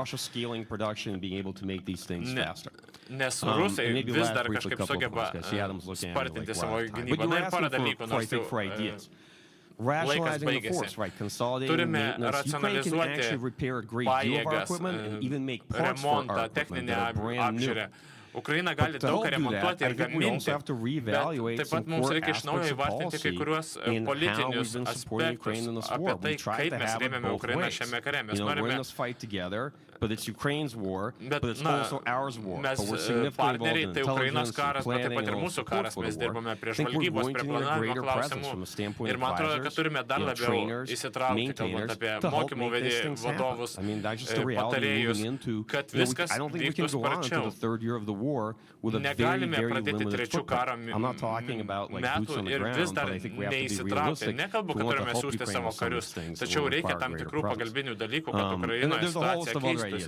Na ir yra daug kitų dalykų, matau, kad Adamas linksi galvą, nes mūsų laikas baigėsi, tačiau esmė tai, kad galima daug ką padaryti dirbant su ukrainiečių pajėgomis, didinti jų puolamąjį potencialą. Ukraina pati kuria daugybę kitų sistemų, kurios gali būti labai efektyvios, o su vakarų ištekliais šios iššūkius galima atliepti. Na ir pabaigai turime gaminti artilerijos ir oro gynybos amuniciją. Mes esame čia, kur esame, nes po 13 mėnesių tik dabar šalys nusprendė, ne Jungtinės valstijos, bet kitos šalys nusprendė, kad pradės gaminti amuniciją. Įsipareigojo, tačiau įsipareigojimų negali įvykdyti dėl per lėto gamybos tempo. Daug ką galime padaryti. Vakarai turi pinigų ir pramoninių pajėgumų, kad visą tai padarytų per ateinančius metus. Todėl turime įgyvendinti tai, ką pasakėme, kad įgyvendinsime.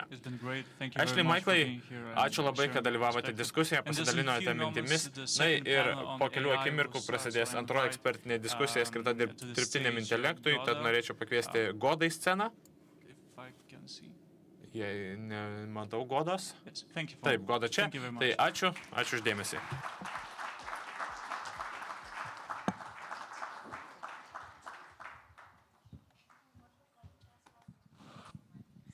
Thank you for heating up the stage with this heated discussion. Hello everybody, it is very nice to see so many people here. My name is Goda.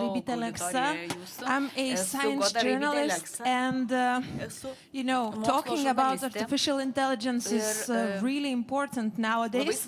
And it's my great honor to share this conversation with PJ Maikišas as well, right? Because he's of Lithuanian descent, who's a senior advisor at the Special Competitive Studies Project, but has background in national security, in artificial intelligence, and also spent 24 years fighting in NATO as a U.S. Army officer. Please, a huge round of applause for PJ. Thank you so much.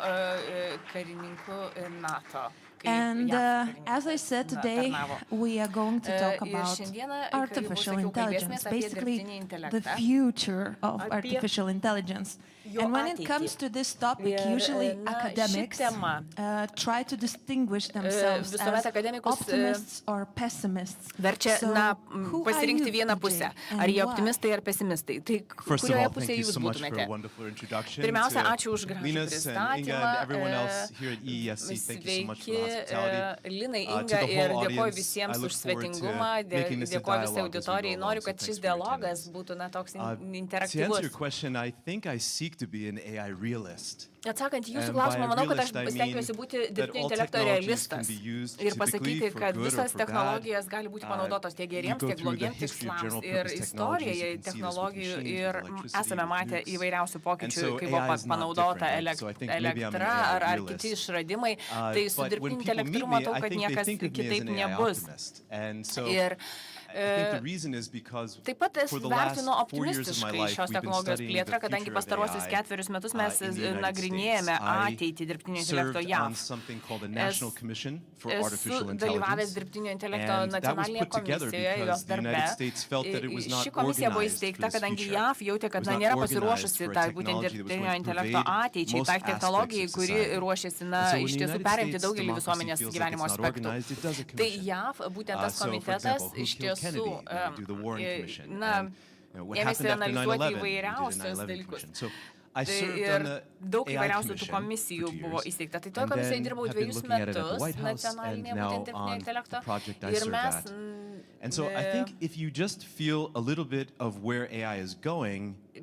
nagrinėjame, kuria linkme vystosi dirbtinis intelektas. Tai taip, tai suteikia vilties, tačiau esame tam tikrų pavojų. Tai norėčiau paklausti, ar esate eksperimentavę ChatGPT, man tiesiog smalsu, ar kas nors eksperimentavote. Matau linksinčių galvą. Tai yra tik pati pradžia dirbtinio intelekto, didieji kalbos modeliai, kadangi jie ateityje bus derinami su kitomis technologijomis. Tai ta tokia įžeminta paieška.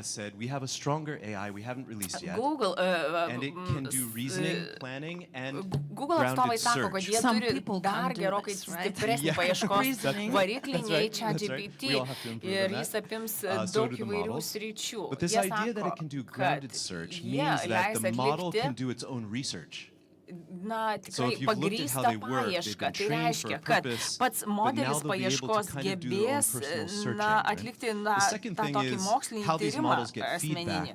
Taip pat, kaip tie kas yra svarbu, kaip tie modeliai sulaukia atsiliepimų, reakcijų ir kaip yra vertinamas jų veikimas. Dabar tas bus daroma automatiškai ir tas bus pavadinta automatinis žmogiškasis grįžtamasis ryšys. Tai reiškia, modelis galės peržiūrėti YouTube'o, žmonių reakcijas į YouTube filmukus ir tas reakcijas susintetinti ir pateikti, žodžiu, kaip tas automatinės žmogiškasis reakcijas. Taip pat alfa kodas, tarkim, leis daug informacijos užkoduoti. Tai yra daugybė įvairiausių modelių, kurie bus susijęti su atmintimi. Taigi, tarkim, pradėdami planuoti atostogas, jau žinosite savo praeities pasirinkimus, kokie kurortai jums patinka, kokie viešbučiai ir panašiai. Tai tų modelių derinimas jau dabar yra galimas ir tie modeliai leidžia išplėsti ir pagilinti paieškos galimybės. Dabar yra tokia įmonė Bosanova, kur sutelkiamos yra įvairiausios dirbtinio intelekto galimybės ir daugybė modulių į vieną vietą. Tai yra, žinot, tik tai informatikos faktai, tačiau jeigu pasitelkėte tokią priemonę, kuri gali atlikti mokslinį tyrimą, gali automatinį vertinimą padaryti, gali apmąstyti, kurie atsakymai yra geresni ir gali sąveikauti su kitais modeliais. Tai jau visą tai galima yra dabar, dar tik tai tiesiog to nesame matę. Tai aš optimistiškai vertinu šios technologijos vystymąsi. Taip, nebejotinai atsiras problemų.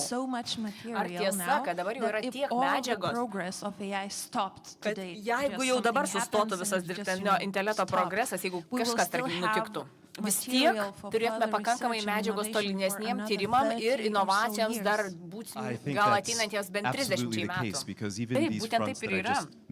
Kadangi tie visi dalykai, kuriuos aš paminėjau, jie vystosi jau 23-aisiais. Tai tie dalykai vyksta, tiesiog ne visi gali pamatyti, tuos projektus, tas galimybės. Tačiau jeigu būtų sustabdyta dabar ta dirbtinio intelekto vystymasis, tai tiesiog jis būtų toks labiau bendrinis ir netaptų specializuoti. Tai gerai, tęskime mūsų pokalbį. Kaip jums atrodo, ką slepia būtent tas kova ir konkurencija už dirbtinio intelekto technologijas? Mano projektas, kuriame aš dirbu JAV, šiuo metu nagrinėja vieną projektą, kuris buvo įgyventas 1995 metais.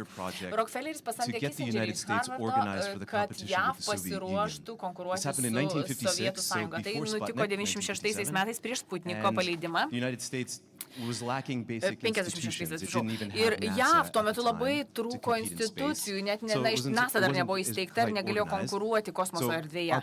Tai tas projektas jį įkvėpė Kissingeris, būtent jis užsakė jį, tačiau Rockefelleris tuo metu buvo tuometinio Google atitikmens vadovas, tai jis finansavo tą projektą, kad tai būtų padaryta dar kartą. O dabar būtent, aiškinamės, kam to reikia. Ir mes numatome 3 būsimus ateities scenarijus. Ir tie 3 ateities scenarijai, tai yra geopolitinės ateities scenarijus, būtent matome tos geopolitinius pokyčius, Rusijos Irano artumą, Rusijos ir Kinijos artumą, Rusijos pagalba kitoms autoritarinėms jėgoms ir tai iš tiesų sukelia rimtus tektoninius pokyčius visame pasaulyje. Kitas ateities scenarijus - žmonijos ateitis ir mes į tai žiūrime, ar autoritarinių režimų mažėja ar daugėja pasaulyje. Mes matome ne mažėjimą, bent jau mažiausiai ne mažėja. Ir kalbant apie tas įtakos sferas, tai žinoma, pasaulyje žinoma vyksta bent jau 2 karai šiuo metu. Taip pat yra technologijų, kurias derinant galima laiką ir istoriją paversti išties išskirtiniais. Ir tos technologijos derinamos naujais būdais. Pavyzdžiui, pramonės revoliucijos pradžioje tai buvo elektros ir mašinų įrengimų suderinimas ir tai rėmė pramonės proveržį. Po to buvo karas, buvo automatizavimas, skaitmenizavimas, technologijų pasitelkimas, o dabar mes galvojame, kad 5. pramonės pokytis, ta revoliucija, tai būtent yra dirbtinis intelektas, o po to ateis biotechnologijų laikas. Technologijos sukurtos, jos niekur nedingsta, jos egzistuoja. Sukurti įrengimai, jie tebe egzistuoja, elektra vis dar yra, tai būtent toks yra technologijų tikslas, jos sukurtos ir toliau egzistuoja. Tai visos tos 6 technologijos, jos iš tiesų paveiks valstybių ekonomiką ir būtent tas projektas, tos 3 ateities galimybės, būtent kodėl mes tą nagrinėjame. Tai Kinija nebejotinai vaidina vaidmenį visose šiose srityse, ypač genų redagavime ir DNR srityje biotechnologijose. Dabar galite visi užduoti klausimus iš auditorijos. Jeigu turite klausimų, pakelkite ranką, kad mūsų diskusija taptų dinamiškesnė ir labiau interaktyvi. Mano kitas klausimas jums yra iš 2 dalių. Pradėkime nuo pirmosios. Kodėl dirbtinis intelektas yra svarbus nacionaliniai galiai, valstybių galiai? Na, ačiū. Galvojant apie valstybių galią, mes pirmiausia galvojame apie skirtingus analizės lygmenius. Tai, tiems tarptautinių ryšių studentams, kurie čia sėdi, tai tikriausiai žinote, kad kalbame apie tuos prasilenkiančius lygmenis. Kalbant apie technologinę galią, yra 5 analizės lygmenys, apie kuriuos reikia galvoti. Pirmasis tai yra technologinis lygmuo, kaip technologija veikia. Ar mano valstybė yra pasiruošusi tą technologiją? Antras lygmuo yra, kaip ta technologija pakeis institucijas. Jeigu, tarkim, esate užsienio reikalų ministerijos darbuotojas, jūs turite tam tikras funkcijas ir nesvarbu Lietuvoje ar JAV ar Norvegijoje, jūs turite žinoti aplinką, kurioje veikite, turite priimti sprendimus toje aplinkoje, turite veikti, informacija apie žmonės turi judėti, jūs turite gebėti bendrauti. Tai tos funkcijos gali būti sutrukdytos dirbtinio intelekto. Trečias lygmuo analizės, ar mano institucija pasinaudoja tomis technologijomis, kad sustiprėtų iš vidaus. Tai yra tas organizacinis lygmuo analizės. JAV mes pasakėme, kad Pentagonas, karinė institucija, turi būti pasiruošus dirbtiniam intelektui iki 2025 metų. Jokių klausimų dėl to. Dar kol kas nėra pasiruošusi, bet bus. Ir ketvirtasis lygmuo, tai yra technoekonominis analizės lygmuo, tai yra, žinoma, sektorius, kuris trilijonus dolerių neša. Tačiau kas už to slypi? Taip, Kinija labai puikiai 5G technologijas vystė ir buvo pažangi šioje srityje, ličio technologijų srityje. Tai turėjo didelę įtaką šioje srityje. Dronų technologija, jie bent 80% dronų užima JAV rinkoje, ypač bent jau parduotuvėje tų, kurie parduodami. Tai žiūrint to technoekonominių požiūrių, tai yra ketvirtasis analizės lygmuo, tai yra politinis ekonominis lygmuo. Ir jeigu žiūrime į Kinijos strateginę infrastruktūrą, tai ji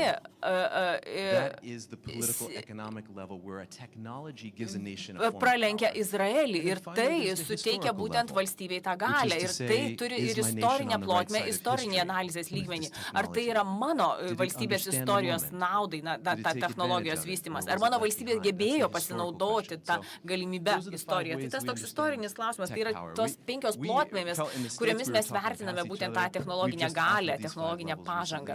Ir dabar mes JAV būtent esame suskaidę tą pažangą į tuos 5 lygmenis ir juos nagrinėjame. Tai čia kiekvienai valstybei būtų tarsi tie punktai, kuriuos jie turi įsivertinti, norėdama įsitvirtinti dirbtinio intelekto technologijose ateityje. Ir jeigu, tarkim, valstybei paruoštume tą tokį, kontrolinį sąrašą, tarkim, ir Lietuva sakytų, kad, mes norime kažkokio sąrašėlio, ką mums reikia padaryti. Jūs pateiktume tos 5 žingsnius. Taip, mes į tai žiūrime taip, tačiau, toks kuklus tas požiūris, nes mes visi kartu dirbame. Galbūt yra kažkokios tradicinės galios, pasiskirstimas, karinė galia, diplomatinė galia, ekonominė galia, tai taip.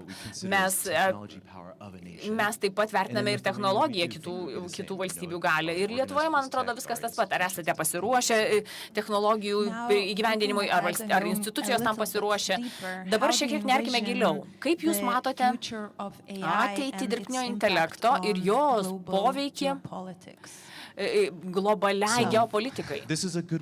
Čia geras klausimas ir vertėtų šiek tiek atsitraukti. Kalbant apie Rusiją ir Kiniją, jos abi yra paskelbę, kad nori užimti lyderiaujančias pozicijas dirbtinio intelekto srityje. Kinija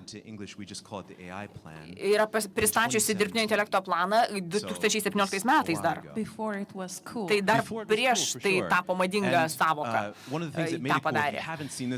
Jeigu nematėte dar vieno dokumentinio filmo, tai yra AlphaGo. Pasižiūrėkite tą filmą būtinai, kuriame rodoma tas dirbtinio intelekto pritaikymas, tai yra labai sudėtingas žaidimas, kuriame dirbtinio intelekto sistema naikino žmonės. Ir ten taip pat buvo kalbama apie Kiniją. Ir ta sistema 17 metais buvo, Kinijoje tą filmą peržiūrėjo vien tik 280 milijonų gyventojų. tą žaidimą, tą filmą.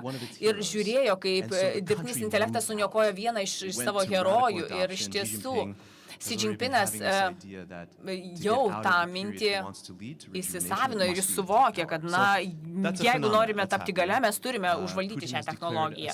Putinas paskelbė panašų dalyką apie dirbtinį intelektą. Ir žinoma, yra žmonės, kurie dirba šio klausimu metų metus. Tačiau lyderiauti dirbtinio intelekto srityje kaip valstybė, Rusija gan izoliuota šiuo metu. Norint, kad technologijos klestėtų, reikia bendradarbiauti su kitomis valstybėmis, kurios, skatina tų technologijų. Taip, tai yra vakarų pranašumas. Ir taip, laisvos valstybės bei demokratijos, joms tie natūralūs yra moksliniai mainai ir natūralios akademinės ekosistemos dalis. Taip, tai akivaizdžiai yra pranašumas ir abejonių dėl to nėra. Tai Rusija neabejotinai nepadėjo savo būtent šiuo karu, kadangi pirmaujantis mokslininkai jie tapo izoliuoti ir tai gali turėti poveikį jų, žinoma, tam proveržiui. Arba mokslininkai tiesiog išvyksta iš Rusijos. Tai gali turėti poveikį. Tačiau aš vis tiek manau, kad Maskvos fizikos institutas turi daugybę patriotiškai nusiteikusių žmonių, kurie, padės sukurti tą dirbtinį intelektą jiems. Ir kaip mokslo žurnalistė dar turiu jums užduoti šį klausimą. Kadangi naudojame dirbtinis intelektas tą terminą gan laisvai, dirbtinis intelektas dirbtinis intelektas tarkim, vienas akademikas Ian Marcus sako gan kritiškai, kad tas terminas dirbtinis intelektas per daug plačiai naudojamas. Galbūt reikėtų naudoti mašininio mokymosi terminą, nes kai kuriems žmonėms, ekspertams, pavyzdžiui, jums kaip profesionalui šios srities, gan lengva suprasti, ką turime galvoje, sakydami dirbtinis intelektas. Tačiau kitiems žmonėms, kurie nėra taip gerai susipažinę su šia sritimi, tai gali atrodyti jiems, kad tiesiog robotai užkariauja pasaulį. Tai kaip jūs vertinate tą pagrindinę sąlygą mūsų informuotumo? Ar mes kartais tiesiog pervertiname tam tikrus dalykus? Ir ar tai padeda mums kalbėti su visuomenė plačiaja prasme? Mes turime tokią nacionalinę komisiją Jungtinėse valstijose ir pradėjome būtent nuo šio klausimo. Kaip paaiškinti, kas yra dirbtinis intelektas piliečiams? Kad žmonės vis labiau suprastų, apie ką kalbama. Ir iš pradžių su komisijos atstovais, vienas iš jų buvo dirbo Google, dirbo su kompiuterių mokslo, ir jie sugalvojo tokį dirbtinio intelekto sistemą, kuri susidėlė iš tam tikrų detalių ir reikia suprasti kiekvieną detalę. Ir šią dėlionę, kurią sukūrėme, lengva suprasti. Dirbtinis intelektas apima duomenis kompiuteryje, gavęs nuorodas. Čia jau įvyksta tam tikri stebuklai, tai yra tam tikri algoritmai, tai kai sakome GPT-4, tai yra tiesiog algoritmai, instrukcijos kompiuteriui. Ir pritaikoma, pavyzdžiui, viskas telefone, pavyzdžiui, programėlės pavidalu. Tada programėlė integruojama su fiziniu pasauliu, kariuomenė, komercija, prekyba, medicina, žinoma. Taigi duomenys kompiuteryje su tam tikromis instrukcijomis, tam tikrų pritaikymų ar programėlę, kurią integruojame pasaulyje ir galiausiai kiekvienai šių grupių reikia skirtingų talentų. Duomenų mokslininkas nėra kvantinės mechanikos mokslininkas ir nėra dirbtinio intelekto inžinierius. Taigi štai tokia dirbtinio intelekto dėlionė. Ir mes pasakėme, kad tokiu būdu turime paaiškinti piliečiams, kas jų laukia. Kad tai yra tas, kad viskas veikia taip, norite spręsti tam tikras problemas. Nes, pavyzdžiui, Kinijoje to taip nereikėjo. Jie mato, ką daro dirbtinis intelektas, bet kalbant apie AlphaGo, pavyzdžiui, jie matė viską, kas vyksta, o Amerikoje neturim tiek daug šio žaidimo mėgėjų. Tai Kinijoje verslai, piliečiai, jie pasinaudoja dirbtinio intelekto ekonominę naudą, ir ėmėsi visomis jėgomis, o mes šiek tiek atsiliekame. Matau, kad turime klausimų iš auditorijos. Pidžiai, esate populiarus. Prašome prinešti mikrofoną čia, šiam ponui. Hi, Vladimir. Hi. Sveiki, Vladimirai. Sveikas. Taip, aš Vladimiras. Esu kartais užklystu vienur ar kitur, mėgstu padalyvauti diskusijose. Ačiū, man buvo labai įdomu klausyti šio pokalbio. Pradėsiu nuo modelių.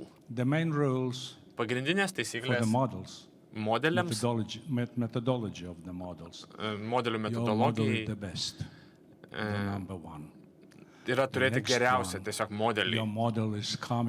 Antras dalykas, kad jūsų modelis būtų pritaikomas vis greičiau ir taip toliau ir panašiai. Trečiasis trečioji taisyklė – pamiršk savo modelį, nes ketvirta taisyklė yra gamta yra sudėtingesnė ir įdomesnė. Tai yra tokia mano mokslinė patirtis. Ir, žinoma, aš esu diletantas šioje srityje, tačiau žvelgdamas į tą raudoną foną jums už nugaros, mąstau apie Starlink technologiją. Čia matote paveikslėlėje kažkas labai panašaus ir jų viršininką. Ką manote apie dirbtinio intelektą kaip viršininką, ką jis kontroliuos ir prieš ką tas naujasis viršininkas atsakys? Nes jeigu taip nebus, tad kalbant apie biotechnologijas, tiesiog tai bus filosofinės diskusijos tarp mokslininkų vyko prieš 50 metų. Ar įmanoma padaryti ar ne vieną? Frankensteinas parašytas labai seniai. Jūs visą tai pasakėte. Kalbos apie senų modelių renovaciją, pritaikymą. Ar suprantat mano mintį? Ar galėčiau paklausti iš praktinės perspektyvos? Nes prieš tai per Ukrainoje skirtą diskusiją kalbėjome, jog abi pusės naudoja daug dronų. Įmanoma, kad čia minėta apie 25 metus, ar 24-25 metus, minėta ir 26 metai buvo toje diskusijoje. Gal tuo metu jau dirbtinis intelektas vadovaus mūšiui danguje dronais. Galėtumėte paaiškinti? Taip, Vladimirai, suprantu klausimą apie tos modelius, kas juos kontroliuoja ir kaip jie visi susijungia tarpusavėje, pavyzdžiui, Ukrainos situacijoje. Man atrodo, kad reikia žinoti vieną dalyką apie dirbtinį intelektą, jog tai yra labai atviras mokslas. Net ir kai kurie geriausi modeliai. Nebūtina turėti pirmą, antrą, trečią geriausią modelį, kad turėtum stiprią dirbtinio intelekto sistemą. Pavyzdžiui, yra Lama 2 atviro šaltinio modelis, kuris prieinamas viešai. Kiekvienas gali parsisiųsti ir naudoti. Rusai gali naudoti.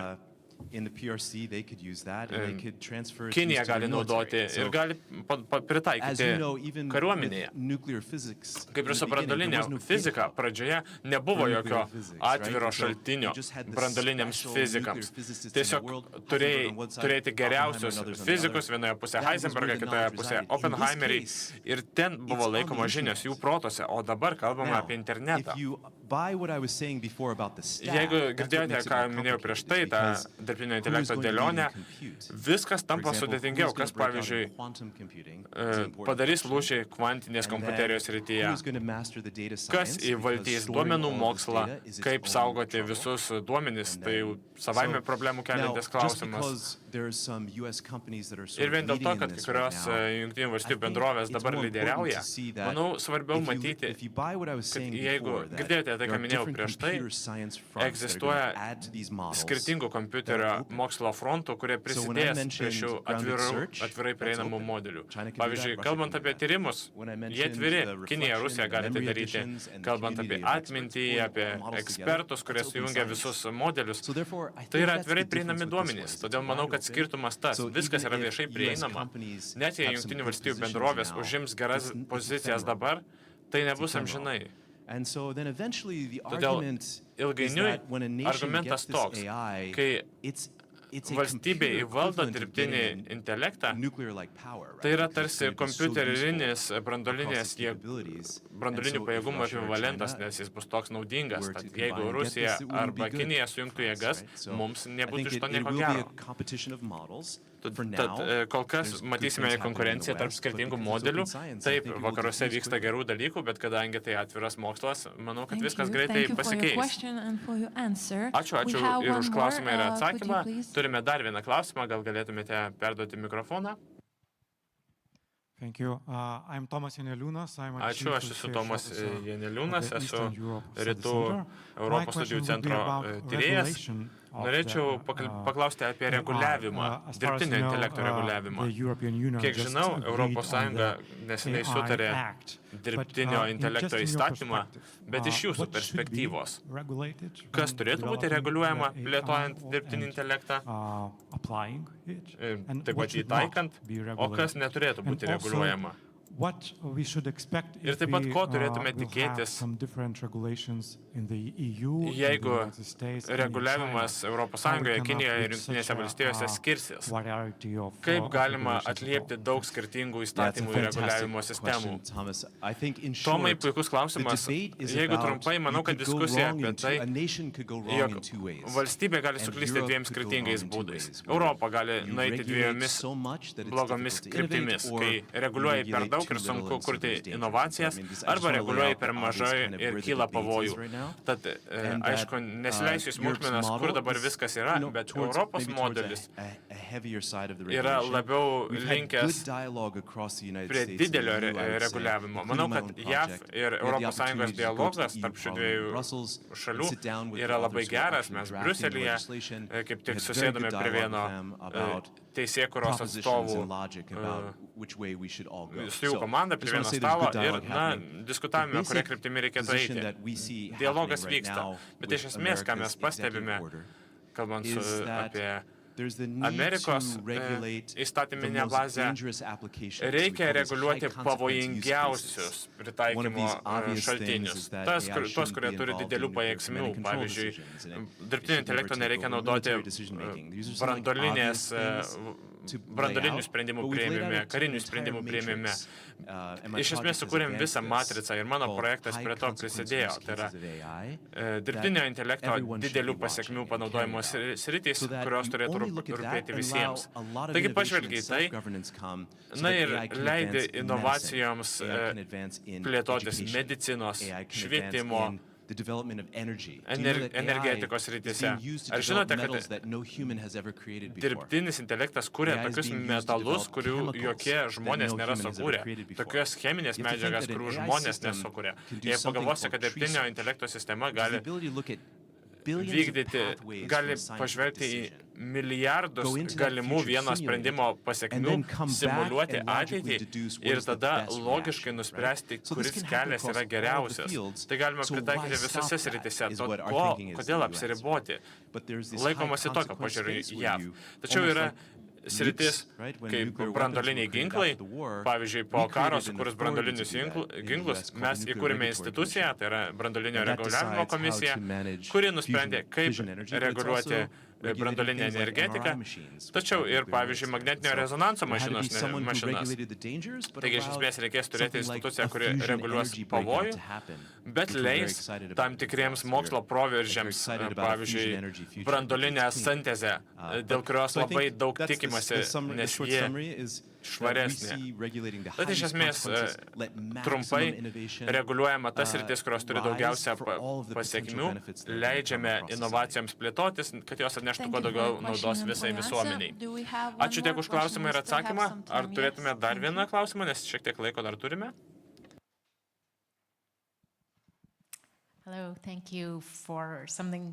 Ačiū, labai įdomu klausytis.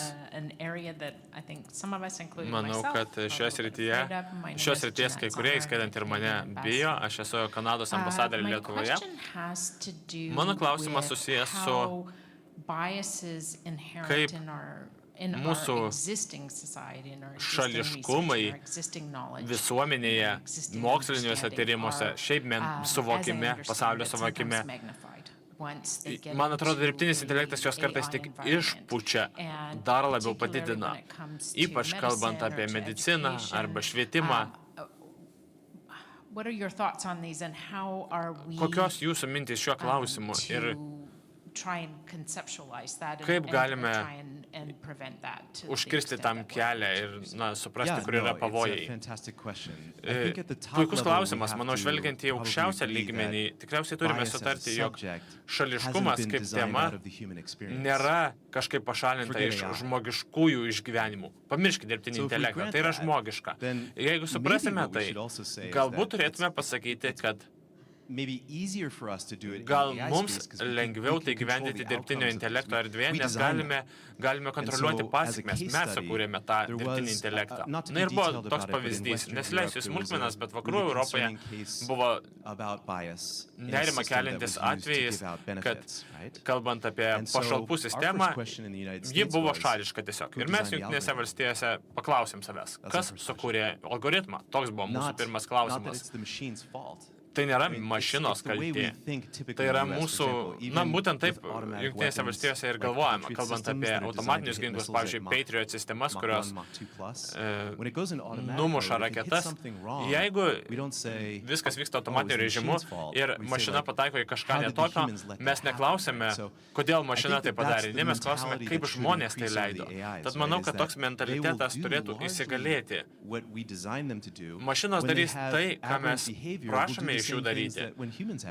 Jeigu jos daro kažką nepageidavimo, reiškia žmonės taip norėjo.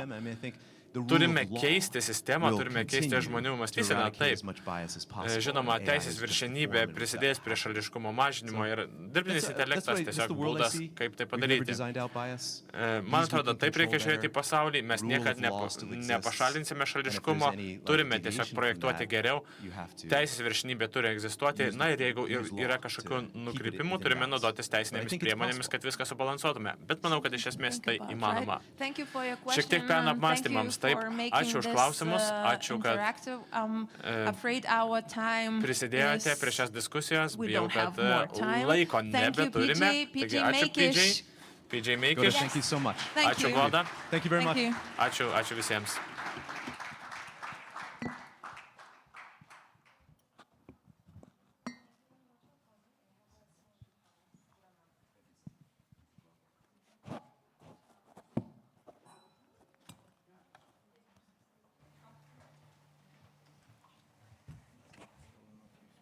So, hello everybody, I'm Linas Kojala, Project Manager at Rytų Europos Center. It's my great pleasure to take the microphone and moderate the third discussion panel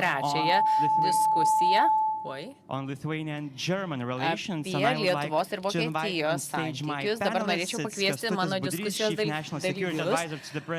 Kęstutis Budrys, Lietuvos prezidento vyriausiasis patarėjas nacionalinio saugumo klausimais, Rüdiger Zettel, Vokietijos ambasados atstovas ir Margarita Šešelgytė, Vilniaus universiteto tarptautinių santykių ir politikos mokslo instituto direktorė. Užimkite savo vietas. So, because we want to keep Kadangi this discussion also in time, norime, kad 45 ši minutes, and actually we diskusija have a massive clock in front of us reminding of that. interaktyvi, turime prieš savo akis taip pat ir turime laikrodį primenantį apie mūsų laidą. Laiką, atsiprašau, dabar užduosiu po vieną klausimą kiekvienam iš dalyvių, tuomet turėsiu dar keletą paskesnių klausimų, o tuomet suteiksime mikrofoną auditorijai, kurie galės paklausti juos dominsių klausimų. Pradėsiu nuo jūsų, ponia Budry. Atsižvelgiant į Lietuvoje, atsiprašau,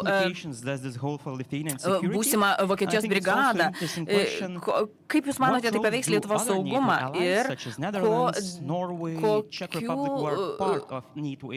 dar sąjungininkų mums reikia, kokį vaidmenį galėtų kiti sąjungininkai suvaidinti, siekiant užtikrinti Lietuvos saugumą ateityje? Dėkuoju už jūsų klausimą, jau pradėjau nerimauti, nes kiti diskusijos dalyviai tiek popierių atsinešė, o aš nieko neturiu. Na, pasidalysiu su jumis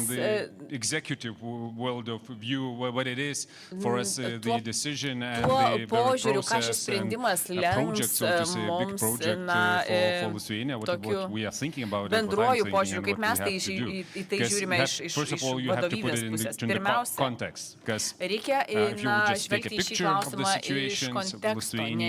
Tai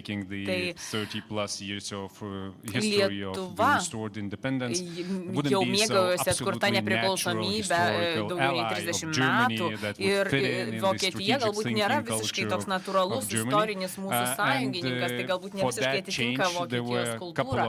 Tai tam pokyčiui įvykti buvo keletas svarbių įvykių. Pirmiausia, Vokietijos patirtis čia Lietuvoje, Vokietijos pajėgų ir jų sprendimas tapti priešakinių pajėgų būtent vadovaujančią valstybę 16 metais, 17 metais.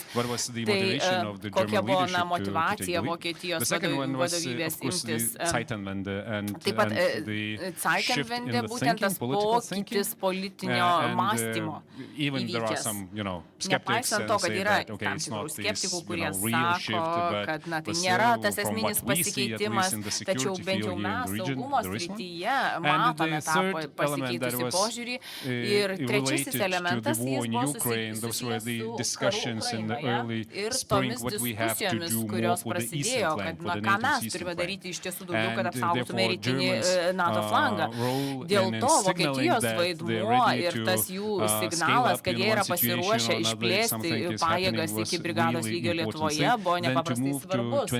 Ir einant iš 2022 birželio, kuomet buvo sutarta tarp prezidento Nausėdos ir kanclerio Šolco, buvo paskelbtas tas pranešimas, ta informacija. Tuomet dar vieni metai bendradarbiavimo, naujas etapas. Ir žinote, galiu jums papasakoti daugybę dalykų, kuriuos jau mes aptarėme, tačiau noriu papasakoti jums apie tam tikras, iš tiesų, pasekmes ir galimybės, kurias mums atvers šis Vokietijos pajėgų dislokavimas. Tai būtent tai, kad Vokietijos atstovų bus gerokai daugiau čia Lietuvoje, vyksta gerokai daugiau konsultacijų ne tik saugumo klausimais. Kita vertus, tai tarsi natūralu, bet tai taps natūraliau ateityje. Ir po 2017 metų, jau sakiau, kai atvyko priešakinės pajėgos, iš Vokietijos pusės atsirado didesnis poreikis suvokti aplinką, suvokti žvalgybinės grėsmės iš Rusijos, Baltarusijos, kibernetinės grėsmės, informacinę aplinką ir kitus niuansus. Dėl to reikia šiek tiek giliau įnerti ir leistis, kad suvoktumėte, kad galėtumėte parengti kontraveiksmus ir panašiai. Mes sugrįžtame prie to vokiškojo mąstymo. Mūsų saugumo suvokimas gerokai skiriasi nuo vokiškojo. Ir mes kovojame su Rusijos poveikiu ir mes vis dar labiau tokie atsargus esame Rusijos atžvilgiu, nagrinėdami, analizuodami įvairiausias organizacijas, kurios yra priedanginės organizacijos ir užsiema visiškai kitą veiklą. Tai, žinoma, Lietuvai neabejotinai tai bus interesas tik tai stiprinti tą Bundeswehrą Vokietijoje. Galbūt tai nėra taip akivaizdu, ką mes matome iš visų tų diskusijų, tačiau Lietuva bus tas tvirčiausias balsas palaikantis Vokietiją ir Bundeswehrą. Stiprus Bundeswehras reiškia stipresnės pajėgas čia Lietuvoje. Ir būtent dėl to mes ir susitarėme. Strateginių komunikacijos požiūrių taip pat yra svarbus aspektas. Mes jau buvome NATO viršūnių susitikimo miestas, sostinė ir mūsų indėlis jau yra laikomas reikšmingu. Tai padės stiprinti mums santykius ir siekiant užsitikrinti didesnį regiono saugumą. Tai taip pat yra viena iš galimybių. Bendra jungtinė viršūnių susitikimo Madride deklaracija ir tas akcentas rytiniam flangui ir jeigu ne visų sąjungų sutarimas, tai to viršūnių susitikimo Vilniuje nebūtume turėję ir jeigu ne ministro Pistoriaus sprendimas išplėsti būtent pajėgas iki brigados dydžio, tai taip turi tokias teigiamas pasekmes ir šio sprendimo poveikis, Vokietijos priimto sprendimo poveikis jau įsitvirtina strateginių lygmenių pagrindiniuose dokumentuose. Bent jau iš to, ką žinau, dokumentai iš tiesų labai daug reiškia visiems kolegoms, tiek ypač vokiečiams. Tai yra nacionalinės saugumo strategija, nacionalinės gynybos politikos dokumentai.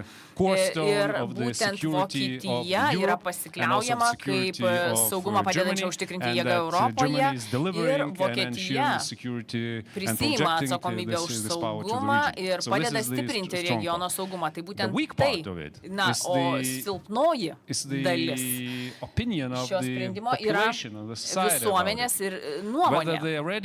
Ar jie yra pasiruošę tam, ar plačioji visuomenė nori būti tais lyderiais saugumo srityje ir ginti ir saugoti Europą, jeigu to tik prireiktų. Bent jau iš to, ką matome apklausose, lyginant praėjusių metų rezultatus ir šių metų apklausų rezultatus, tai maždaug 70% žmonių ši mintis nepatinka. Ir čia Lietuvos indėlis, man atrodo, būtų tas, kad mes turime parodyti tas pastangas, kad Vokietijos visuomeniai ir parodyti tas sėkmės istorijas visiems kitiems, kad tai yra neišvengiama, kadangi neturime daug labai sėkmingų čia alternatyvų ir pasirinkimų. Ir prieš tai vykusioje diskusijoje, kalbant apie Ukrainą, ten iš tiesų buvo įdomu klausytis. Ir buvo piešiamas kažkiek niūresnis Europos ateities paveikslas, ypač kalbant apie galimas JAV rinkimų pasekmes. Tai mes turime užsitikrinti tvirtesnį saugumo pagrindą Europoje. Tai kalbant apie tas galimybes, tai jos galbūt nėra tokios tiesioginės, tai priklausys nuo to, ar mes gebėsime jomis pasinaudoti ar ne, ar galėsime pasinaudoti jos valstybės lygmenių, ar išplėsime šį bendradarbiavimą į kitas sritis, ne tik saugumo srityje, ar imsimės ir ekonominio bendradarbiavimo, investicijų į gynybą, į gynybos sektoriaus skatinimą Lietuvoje, ar perimsime technologijas ir žinias, kurių taip reikia. Dar vienas sritis, ar tai bus papildomas akstinas dar bendradarbiavimo skatinimui regioniniu mastu, ne tik tai su Lietuva, bet ir Latvija ir Estija, galbūt Vokietija. Gal tai leis užmegzti naujas geopolitinės struktūras aplink Baltijos jūrą. Mes turime JEF pajėgas, taip pat turime skirtingus bendradarbiavimo formatus su JAV, galbūt mes kursime kažką naujo su Vokietija. Ir kalbant apie regioninį bendradarbiavimą, tai turėsime galimybę išplėsti tas bendradarbiavimo galimybes, nes mes esame kažkur įstrigę, galvojame apie pėstininkus, apie tankus, bet turime dar ir jūrą, ir sausumą, ir kitas gynybos sritis, tai galbūt leis išplėsti mums tą bendradarbiavimą. Ir taip pat, tai kaip ir sakiau, ne tik atvers galimybės bendradarbiauti, bet atvers mums ir daugiau sričių. Tai yra mūsų kaiminė valstybė. Tai yra Rusijos kaiminystė esanti valstybė. Ir kalbu apie tas valstybės, kurios kenčia nuo skirtingo Rusijos kišimosi, kalbu apie Moldovą. Mes galime kartu padėti toms valstybėms. Vokietijos galia, Lietuvos žinios, kaip kovoti su skirtingais dalykais, tai gali labai sėkmingai pasitarnauti mūsų bendradarbiavimui. Ir grįžtant prie regionų, stabilumo ir saugumo, tai matau, atsiprašau, didelės galimybės, tačiau mes turime dirbti šiuo klausimu. Tam reikės ir mūsų išteklių, ir mūsų konferencijų diskusijų, daugiau žmonių pritraukimo. Ir, mes dirbame ties to.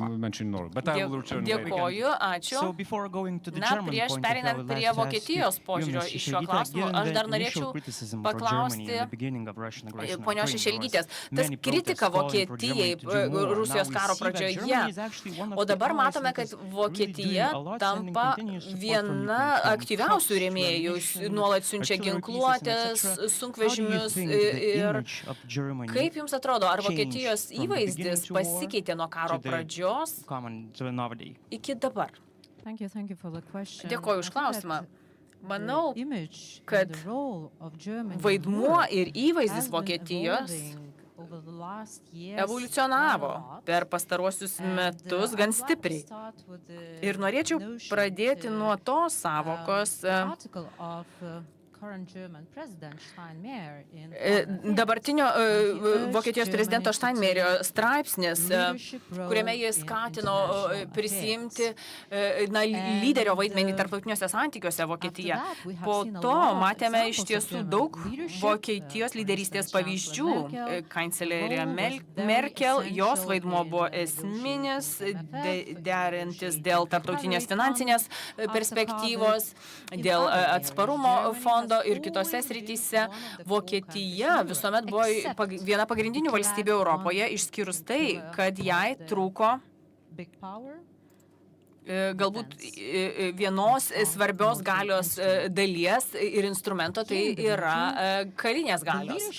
Ir čia regione Vokietijos lyderystė galbūt nebuvo tokia priimama gana taip akivaizdžiai dėl kelių priežasčių. Pirmiausia, dėl Vokietijos politikos pirmiausia Rusija.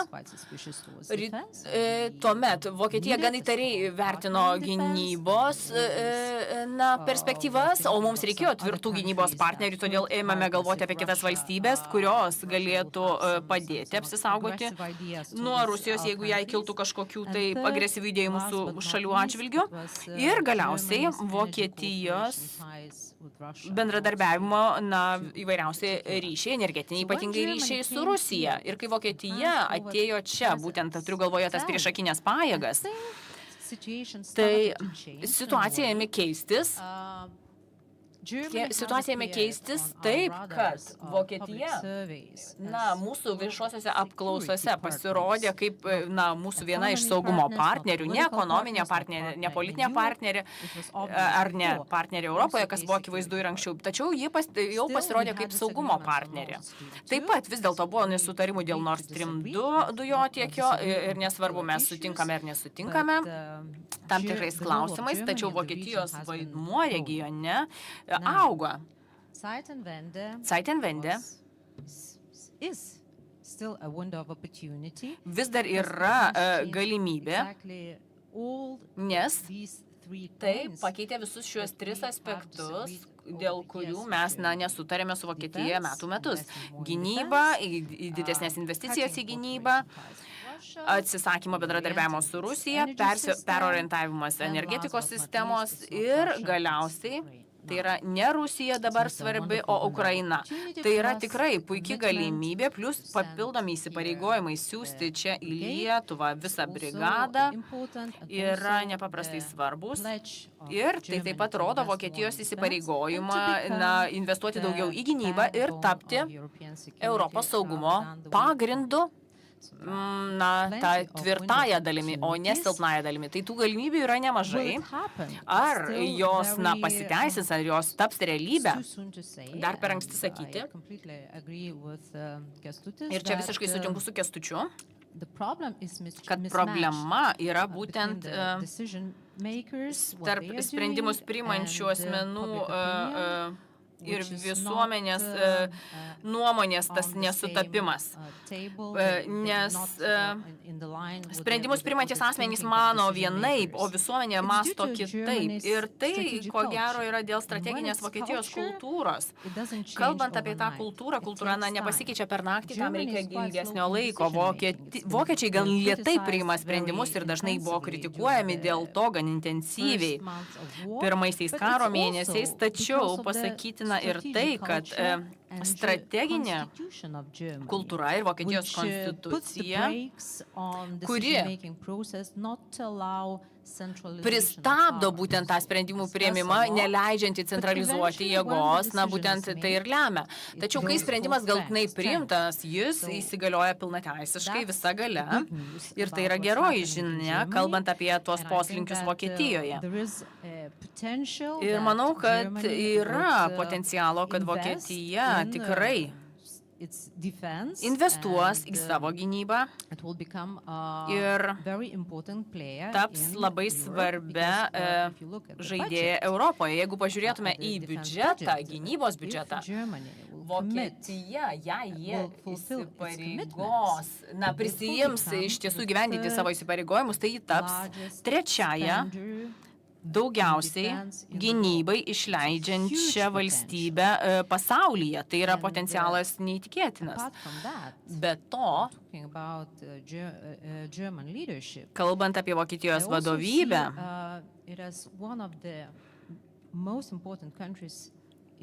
tai yra viena svarbiausių valstybių Europoje ir ne tik Europoje, kalbant apie paramą Ukrainai. Nors tas vystėsi gan lėtai ir pradžioje tikrai buvo nemažai kritikos dėl vengimo siųsti ginkluotę Ukrainai, kurios reikėjo Ukrainai. Dabar Vokietija yra antroji pagal dydį donorė Ukrainai po JAV. Ir čia kalbame ir apie karinę paramą. Praėjusiais metais bendras biudžetas skirtas iš ES siekia kažkur 42 milijardus eurų. Vokietija 17 milijardų eurų skyrė tos paramos. Tai kaip matėme pradžioje, tą tokią aktyvę Jungtinės karalystės lyderystę, taip, Vokietijai užtruko, tačiau Vokietija dabar jau antroji. Ir tai iš tiesų atrodo toks žadantis skaičius, kadangi yra įsipareigojimas iš Vokietijos gynybos ministro Pistorijaus, kad ši parama nebus nutraukta ir Ukraina ir toliau gaus paramą, kuri yra esminė, būtina Ukrainai ypač dabar.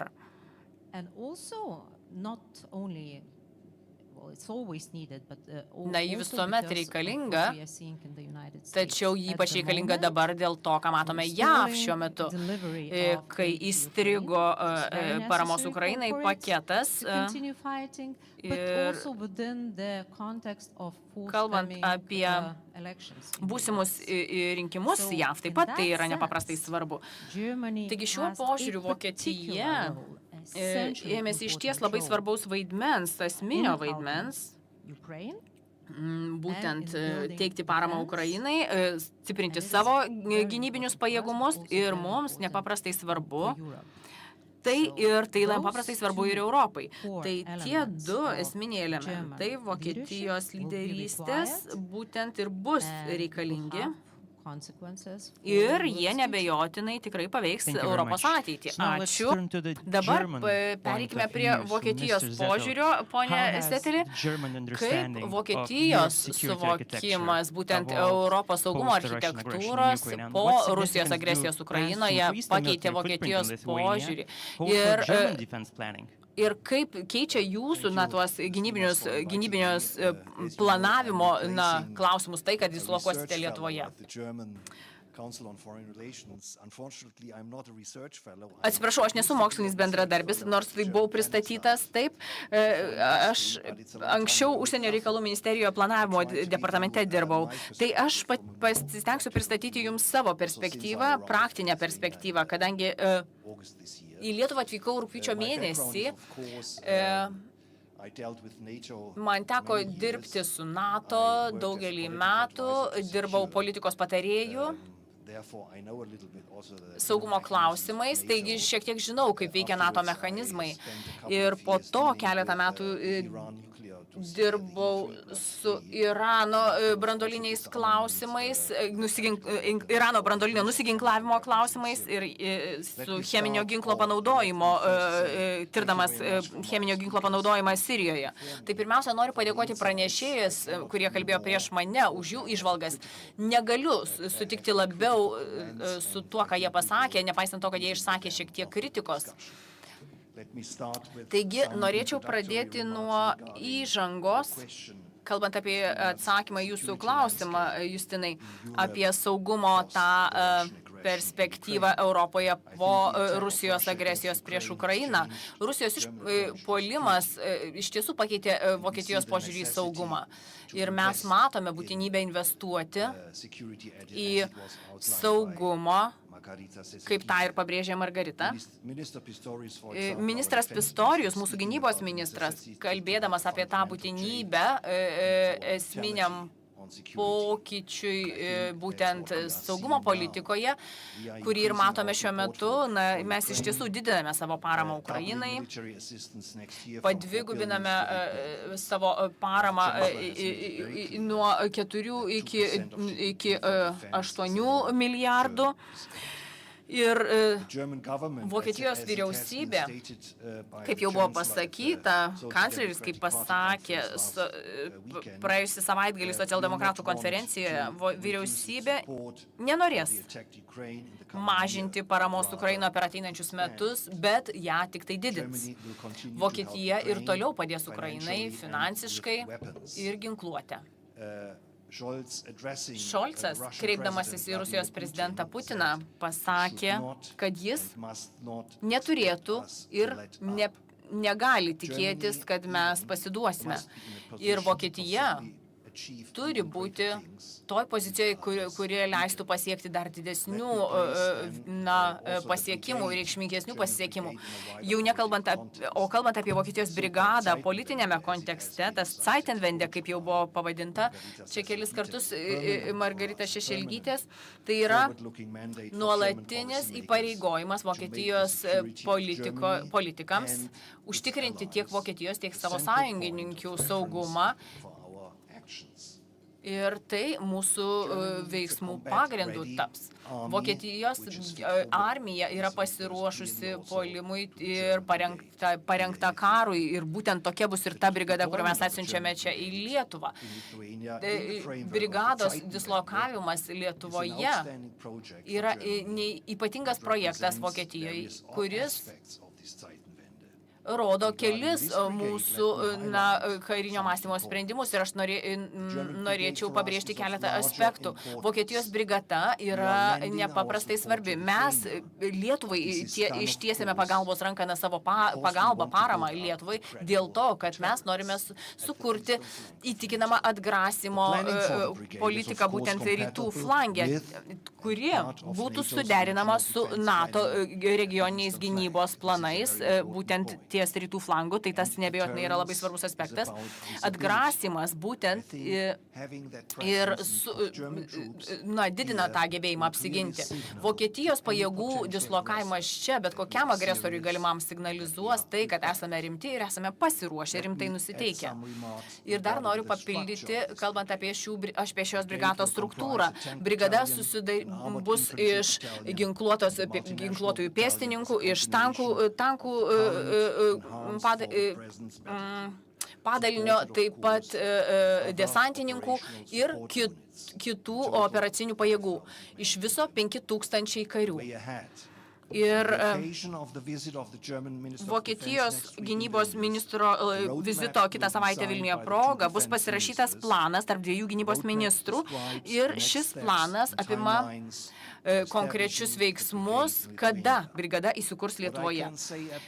Ir ką galiu pasakyti šiuo metu, tai kad pirmieji kariai atvyks 2024 metais, kad įkurtų štabą čia Vilniuje ir dislokavimas pajėgų priklausys nuo socialinės ir karinės infrastruktūros parengtumo. Didžioji dalis pajėgų įsikurs Lietuvoje per 26 metus.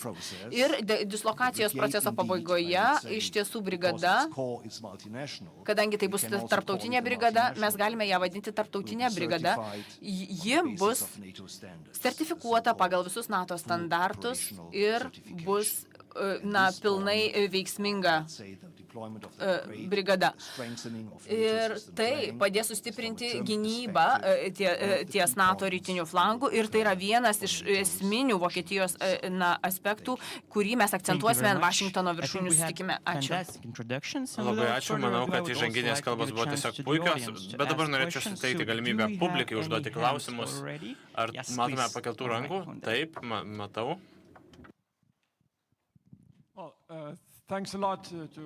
Labai ačiū Vokietijos misijos atstovui už tokius stiprius žodžius ir žinutę, kurią išsakėte, tikrai nuramina, bet taip pat žvelgiame ir į Vokietijos vidaus politiką, į išteklius, kuriuos Vokietija paskiria gynybai. Na ir matome, kad pradedant šiais metais Vokietija galbūt pasieks 2 procentus BVP išlaidų gynybai, kitais metais, dar kitais, 25 ir 26 metais, tuo metu tas 100 milijardų eurų, tie garsioji suma, kuri buvo pasiskolinta gynybos išlaidoms, jos ateis ne iš mokesčių pajamų, bet tai yra pasiskolinta suma. Šie pinigai bus išleisti per 2 metus. 26-aisiais struktūriškai Vokietija grįžta prie 1,4% BVP gynybos išlaidoms.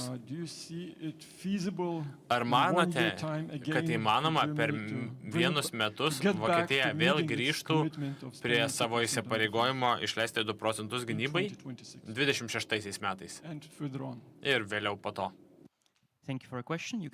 Ačiū už klausimą, galite atsakyti. Taip, ačiū už klausimą. Kaip minėjau, jūs teisus, tas 100 milijardų eurų pasibaigs 25-26 metais, 27 galbūt, bet galiu pasakyti tą progą, kad Vokietijos finansų ministras, kai lankėsi Lietuvoje, lapkričio pradžioje aptarė šį klausimą su kolege Lietuvos vyriausybėje ir aiškiai pasakė, aišku supranta būtinybę labai smarkiai didinti gynybos biudžetą, norint pasiekti 2% ribą.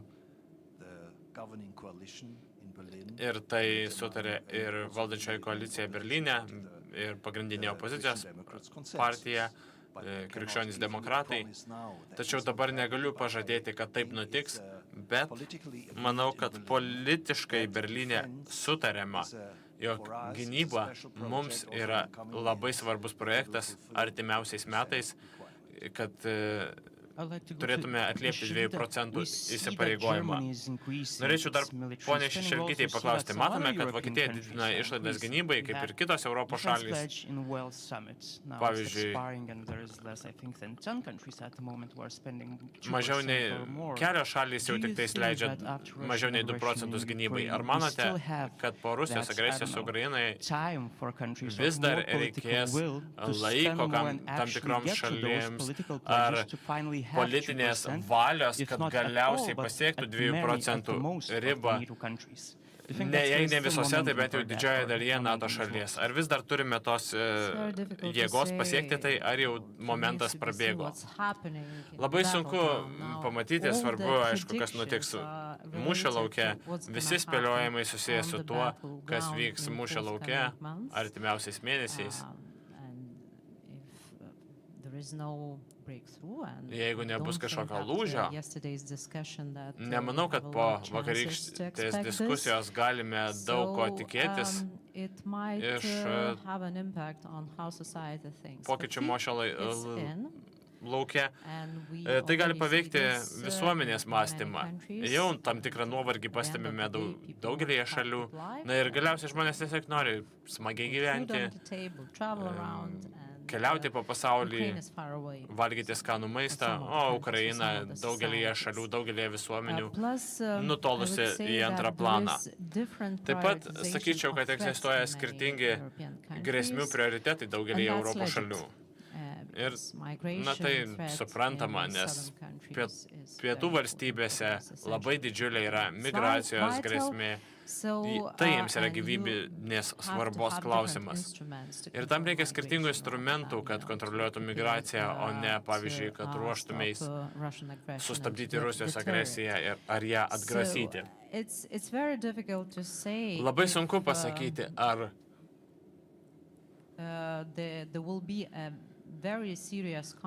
bus kažkokių labai rimtų pasekmių gynybos išlaidoms skirtingose šalise šiuo metu, tačiau jaučiame, kad apetitas daugiau leisti gynybai krenta daugelėje šalių.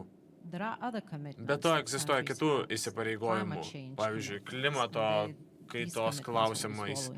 Šie įsipareigojimai prarys dalį lėšų. Be to, kai kuriuose šalise, įskaitant Vokietiją, ekonomika traukiasi. Tai pavyzdžiui, kokį poveikį tai turės bendram valstybių biudžetui. Egzistuoja daug nežinomybės, kuri neleidžia mums laikytis labai optimistiškos nuomonės dėl ateities. Šiame regione situacija kitokia, nes mums, priešingai nei pietinėms valstybėms, Rusijos grėsmė yra gyvybiškai svarbi. Joms tai yra, potenciali grėsmė, tačiau ne gyvybiškai svarbi, ne egzistencinė grėsmė.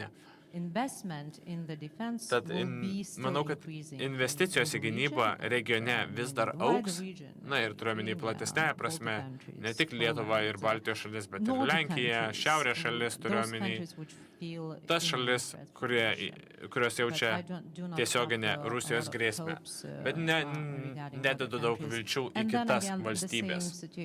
Ir tokia pati situacija galioja ir Vokietijai. Sveikinu tai, kas vyksta Vokietijoje, turiu didžiulių vilčių, bet vėlgi visos tos priežastys, kurias minėjau, tai yra įsipareigojimai klimato kaitai, ekonomikos smukimas, paveiks sprendimų priėmimą ir Vokietijoje. Pone Budry, dabar viešoje erdvėje matome vis daugiau diskusijų apie grėsmės lygį Baltijos šalims. Kaip manote, kokius namų darbus turi padaryti Lietuva ir Vokietija kaip mūsų partneriai, kad tas grėsmės lygis būtų suvaldytas ir atgrasimas veiktų, na, pavyzdžiui, vidutinėje perspektyvoje per 5-7 metus? Ką galime dar padaryti, kad Baltijos šalys išliktų saugios, o potencialiai agresija būtų atgrasyta? Visų pirma, turime įgyvendinti viską, dėl ko sutarėme, ką įsipareigojame, o tam, na, tai yra minimumas. Ar to pakaks atgrasimui, jeigu pasieksime lygį, kurį pranešėme, kad norime pasiekti per 5 metus ar 30 metais, ar to pakaks? Žinoma, kalbu apie NATO alijansą, apie Jungtinių valstijų poziciją. Tai yra egzistenciškai svarbus elementai. O dabar atsižvelgusi visos kintamosios, visas dedamasias, na, man atrodo, tai yra svarbiausi dalykai. Ir negalima jų ignoruoti jokioje diskusijoje apie Europos saugumą. Kita dedamoji, kuri veikia nepriklausomai nuo to, ką mes darome čia regione, tai yra situacija Ukrainoje. Tam Vokietijos ir kitų šalių parama yra labai reikalinga ir po 25-26 metų iki to taško, kai dėrybos vyks pagal Ukrainos pusės reikalavimus. Tam prireiks laiko. Na, kalbant, ką darome patys mūsų regione, laikomės tokios pozicijos, kuri būtų įtikinanti ir atgrasytų agresorių. Norint atgrasyti, reikia politinio strategavimo, kas svarbu, kas buvo pabrėžta ne kartą. Ir kaip pagalvoju apie viešąjį strateginį mąstymą Rusijoje, jie grįžta prie senųjų vadovėlinių geopolitinių sprendimų. Kaip jie įsivaizduoja Europą ateityje, po to, kai kolektyviniai vakarai bus įveikti, kokia bus ateitis Ukrainoje. Vėlgi matome buferinės zonas, kurios saugos Rusijos civilizaciją nuo priešiškų jėgų. Ir net Vokietija savo nacionalinėje Rusijos strategijoje laikoma, na, ta strategija parašta dar prieš karą Ukrainoje ir tai tik įrodo, kad jau viskas iš anksto planuota, kad neva vakarai imsis priešiškų veiksmų prieš Rusiją. Ir tai nėra kažkokia propaganda, tai yra politinių sprendimų priėmėjų nuomonė Rusijai. Tai atsižvelgus į tai, ko reikės geresniam atgrasimui, mums reikės tiesiog daugiau nei turime dabar. Na ir atsižvelgiant į visus tuos 5-7 metus, kurių reikia Rusijos atstatymui, ir Michaelas Kaufmanas kalbėjo apie kokį atstatymą, tai yra tą atstatymą, kurį Rusija pati paskelbė, kurį pasieks pernai metais, pavyzdžiui, Šoigo, kurį paskelbė ministras, tai jiems reikės 5-7 metų, kad grąžintų pajėgumus. Tad klausimas, kur mes būsime po tiek metų, kur mes būsime 30 metais, kiek pasirengę būsime. Taigi turime būti ambicingesni. Brigados labai reikėtų, nacionalinių pajėgumų, nacionalinės divizijos, kurie būtų visiškai pajėgi vykdyti operacijas, o ne tik kažkokia abstrakti struktūra. Ir reikia planų sustiprinti pajėgas Lietuvoje ir kitose šalyse. To reikia ne tik suplanuoti planuoti dokumentuose, tačiau reikia vykdyti pratybas ir aiškiai komunikuoti, kas bus, jeigu kils karas tarp NATO ir Rusijos. Procesas, žinoma, labai sudėtingas ir nėra vieno paprasto atsakymo, ko pakaks, nes kaip skaičiuoji pajėgas, net divizijos nepakaks. Ir mes žinome tos skaičius, ko reikia fronto linijoje. Manau, kad ateityje turėsime reaguoti į viską, ką matome iš Rusijos pusės ir ypač tai, kas būtų susiję su karinių pajėgumų kūrimo, nes trūksta aiškių signalų ir nuorodų, parodančių, jog agresija netrukus prasidės, jeigu bus išlaikoma ta pati intencija ir atkuriami pajėgumai. Pavyzdžiui, jeigu Zapad pratybos vyks Rusijoje, mes tiesiog turėsime padidinti savo pajėgas Baltijos šalyse, vien tik tam, kad išvengtume kažkokių scenarijų, kurie gali būti vykdomi iš priešo pusės. Na ir galiausiai karinės grėsmės, dėl kurių mes sutarėme kaip NATO, yra tik viena dedamoji. Yra dar vienas sritis, kurioje Rusija mano, jų sprendimų priėmėjai ir tarnybos mano, kad jie visiškai dominuoja. Tai yra hibridinės operacijos, kurios jau vykdomos Europoje. Tai yra dar viena tema, kurioje turime dar labiau bendradarbiauti. Labai ačiū, tas paskutinis klausimas, kurį uždaviau elektroniniu paštu. Jis gan filosofinis, bet manau, kad jis puikiai tinka šioje konferencijoje. Keletų žodžių. Kaip geriausiai apibūdintumėte bendradarbiavimą tarp Vokietijos ir Lietuvos? Man atrodo, geriausiai apibūdintų, kad mus vienyje vertybės, nes matome, kaip susiskaldęs pasaulis, kokia nestabili tarptautinė sistema. Taigi vertybės, bent jau kol kas, yra vienas svarbiausių dalykų. Kokie žodžiai ateina į galvą jums? Aš ilgai galvojau apie tuos žodžius, bandžiau užduoti šį klausimą ChatGPT, bet jo atsakymai man netiko, taigi šiek tiek daugiau galvojau ir man atrodo, tie žodžiai būtų kartu vardan Europos, nes vis aiškiau suvokiame, kad tai, kas vyksta Ukrainoje, yra Europos karas, nulemsiantis Europos ateitį. Ir priklausomai nuo to, kaip mes elgsimės, tai turės poveikio mūsų gyvenimų ir visos Europos ateičiai, Europos vaidmeniui tarptautinėje politikoje. Investuodami drauge į gynybą, padėdami Ukrainai, mes stovime vardan Europos. Toks mano paaiškinimas. Ačiū, ponė Zeteli. Aš iš labai kuklios perspektyvos norėčiau pasakyti, kad tikslas tarp mūsų yra kurti pasitikėjimą tarp partnerių, mus vienyje vertybės, bet ir kitose srityse, ne vien saugumo srityje. Ir ponia Budry, ir čia buvo ne 3 žodžiai, jeigu ką. Aš irgi pabandysiu sutraukti savo atsakymą iki 3 žodžių, kadangi anksčiau esu dirbęs analitiku, nesugebu. Dabar, sakyčiau, mes esame įsipareigoję gynybai, prie ko šiuo metu dirbame, ir Rüdigeris jau minėjo, kad kitą savaitę pas mus lankysis ministras, kalbėsime apie gynybą, apie įsipareigojimus iš abiejų pusių. Taigi šiuo metu mano piešiamas paveikslas yra įsipareigojimas gynybai, o kalbant apie ateitį, apie trumpalaikę perspektyvą, tai yra pasirengimas kovai ir tie, kurie sėdė mūsų salės gale, sakys, o mes, tie kariškiai, sakys, mes pasirengę kovoti su jumis, taip, tas gerai, bet reikia žvelgti į tolimesnį ateitį, tą šviesesnį atvejį. Manau, kad mus galime apibūdinti kaip atsparias ir tvirtas šalis. Taip, ačiū, norėčiau pakviesti paploti mūsų kalbėtojams. Dar kartą ačiū, kad skirite laiko. Ir norėčiau perduoti žodį kolegai Tomui Janeliūnui kitai diskusijai, taigi dar kartą ačiū už dalyvavimą. Ačiū Justinai už šią diskusiją. Dabar norėčiau pakviesti savo diskusijos dalyvius, Peter ir Tony, ateiti ant scenos, užimti savo vietas. Esu Tomas Janeliūnas, esu Rytų Europos studijų centro vyriausiasis tyrimų programų vadovas, o tai yra paskutinė diskusija šioje konferencijoje. Esu tikras, kad nepaprastai svarbi, nors ir trumpa ši diskusija bus.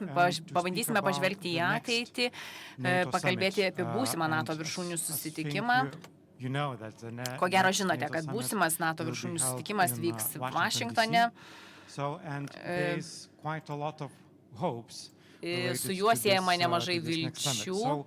Tai mano pirmasis klausimas ir mano pirmasis ketinimas yra tiesiog sužinoti jūsų požiūrį, kas pasikeitė nuo Vilniaus viršūnių susitikimo, kadangi čia lūkesčiai taip pat buvo nemenki, ypač Ukraina turėjo nemažų lūkesčių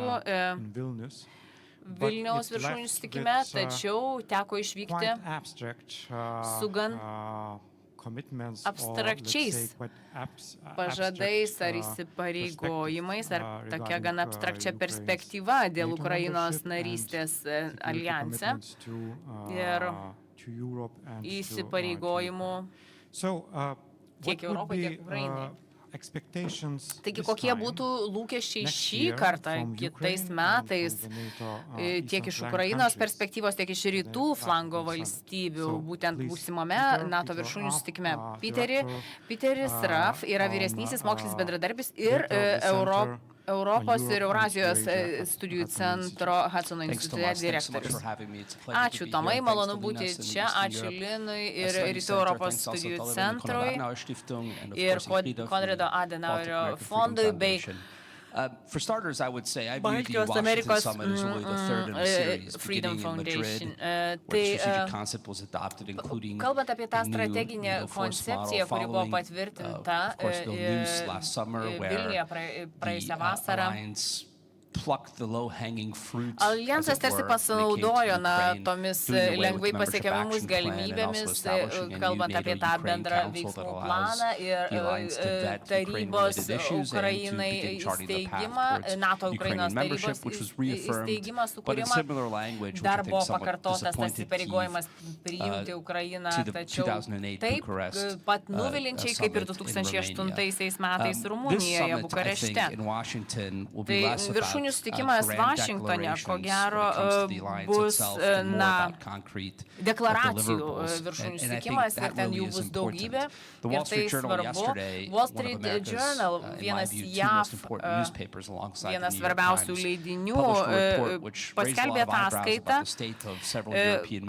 kur ten buvo vertinama kelios Europos karinės galios, būtent artilerijos vienetai buvo skaičiuojami Prancūzijos 90 jų turi ir Vokietija, tarkim, turi pajėgumų tik tai amunicijos tik tai 2 dienų karui. Vokietija iš vis neturi oro gynybos sistemos, jokių. Turime atliepti ukrainiečių lūkesčius, o tai tą nebus lengva padaryti, jeigu JAV prezidentas nepalaikys tokios nuomonės. Ir jeigu nebus Ukrainai pasiūlyta pradėti dėrybas dėl stojimo, tai pasirengimas kitai vasarai nebejotinai jau vyksta ir apie ką yra kalbama ir ką mes matėme būtent Vilniuje, didžiųjų 7 valstybių deklaracijoje, kad bus siekiama suteikti ilgalaikę paramą Ukrainai. Žinoma, klausimai bus ir apie saugumo garantijas ir įsipareigojimus ilgalaikius. Ta problema, su kuria susidūrėme JAV, tai būtent ir po Velso viršūnių susitikimo 14 metais buvo tai, kad jeigu JAV iš tiesų NATO, atsiprašau, griežtai įsipareigos dėl Ukrainos narystės, tai iš tiesų sukels labai daug diskusijų dėl naštos pasidalymo ateityje. Grįžtant prie Budapešto memorandumo, tai Tai tikrai, rusai nesiėmė kažkaip tai pažeidinėti tos 5 straipsnio būtent ir vienyti savo jėgų. O kalbant apie Lietuvos ir Vokietijos tą bendradarbiavimą, tai bendri įsipareigojimai nebejotinai ukrainiečiams gali padėti patenkinti jų lūkesčius. Tačiau kalbant apie tas realistiškas perspektyvas, tai jos priklausys nuo to, kas užims Baltųjų rūmų postą. Tony Lawrence yra gynybos ir politikos strategijos programos vadovas Tarptautinėme gynybos ir saugumo centre.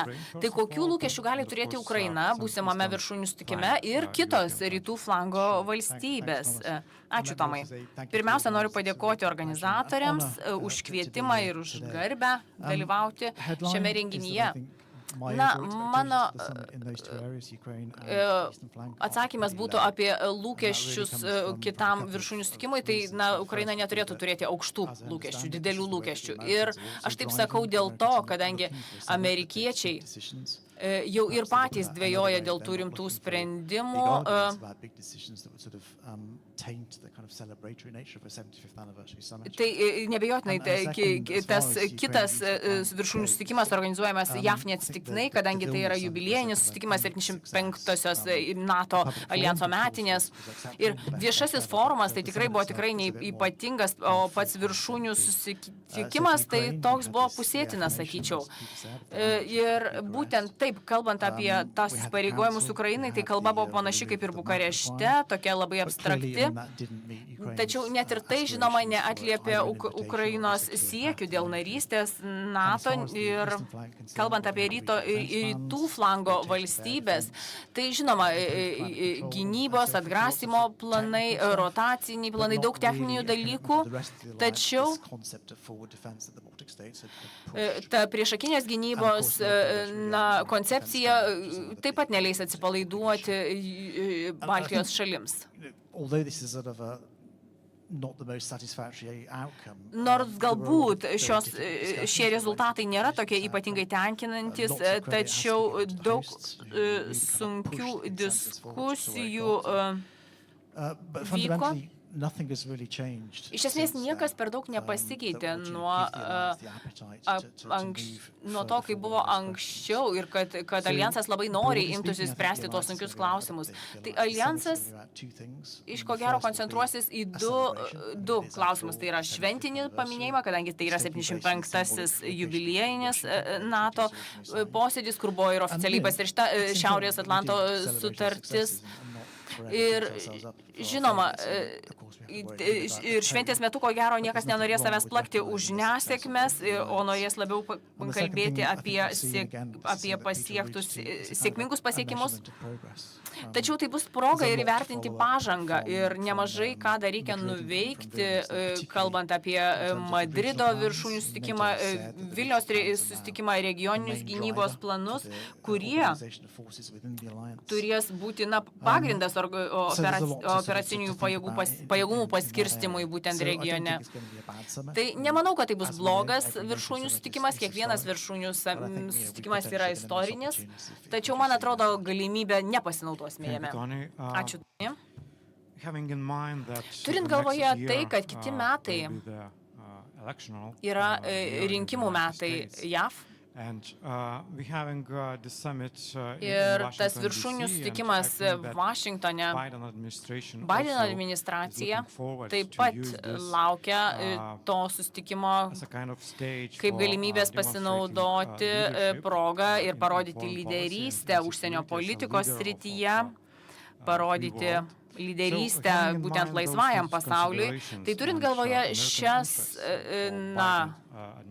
mintis ir būtent šiuos Baideno administracijos interesus, kokie gali būti tikėtini šio samito rezultatai, šio viršūnių susitikimo rezultatai. Nes, žinoma, JAV interesai Ir amerikietiška darbotvarkė ko gero dominos šito viršūnių susitikimo, šiame susitikime. Pradžioje aš pasakysiu, kad svarbu pripažinti tai, kad NATO viršūnių susitikimas Vašingtone pasibaigs 4 dienas prieš Respublikonų konvenciją. Būtent tai iš tiesų bus politinio sezono įkarštis Vašingtone, galbūt ne pats aukščiausias dar taškas, bet jau toks labai įkaitęs. Ir politika prieš tose konvencijose Respublikonų kongresuose, kuomet yra paskelbiami kandidatai į prezidentus, tai žinoma, Baideno administracija norės pasidžiaugti pasiekimais ir paminės tai, kas nuveikta, tačiau ką aš norėčiau paraginti Respublikonų lyderius ir Senato lyderius ir Baideno parodyti, kaip JAF yra įsipareigoję NATO. Taip pat labai svarbus ir NATO vadovo Stoltenbergo kreipimasis į kongresą. Tai gali būti įdomių būdų išryškinti būtent ir parodyti Respublikonų partijos tą paramą JAV tarptautiniam aspektui tokiam, kuriuos rodė ankstesni senatoriai McConnell ir kiti. Tai galėtų būti galimybė tarp kitų visų įvykių, tačiau pati esmė, kaip ir Tonis pasakė, tai ko gero tas viršūnių susitikimas turėtų atspindėti JAV tą dvipartiškumą. Ir kas dar yra svarbu pabrėžti, kad anksti pradedame nuo dėrybų, kurias administracija pradėjo gan anksti ir kaip ambasadorius NATO sakė, kad pasirengimas jau prasidėjęs dėl tekstų jau deramasi, taigi paskutinės minutės kažkokių tai siurprizų nebus. Ir nors žiniasklaidoje kai kur jau prognozuojama, kad viršūnių susitikimas bus nesėkmė, tačiau Ukrainos klausimas neabejotinai jame figūruos.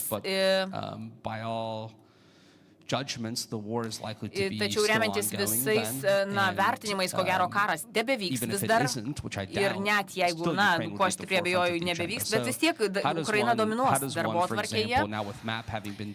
Ir po to, kai jau bus parengti regioniniai gynybos planai, kaip vyksta NATO plėtra realiai, kada prasidės tos dėrybos dėl stojimo ir yra daug įvairių būdų, kaip gali dėliotis ir vystytis tas viršūnių susitikimas, bet dar gan anksti tą vertinti. Toni, gal norėtumėte dar kažką pridurti? Taip, žinoma. Tas žodis galimi rezultatai, tai yra toks, tamprus labai žodis, apmantis daug. Tai man atrodo, kad pirmiausia, atsakant į jūsų klausimą ir jį perverčiant, ne ką NATO gali padaryti dėl mūsų, bet ką mes galim padaryti dėl NATO. Ir čia grįžtame prie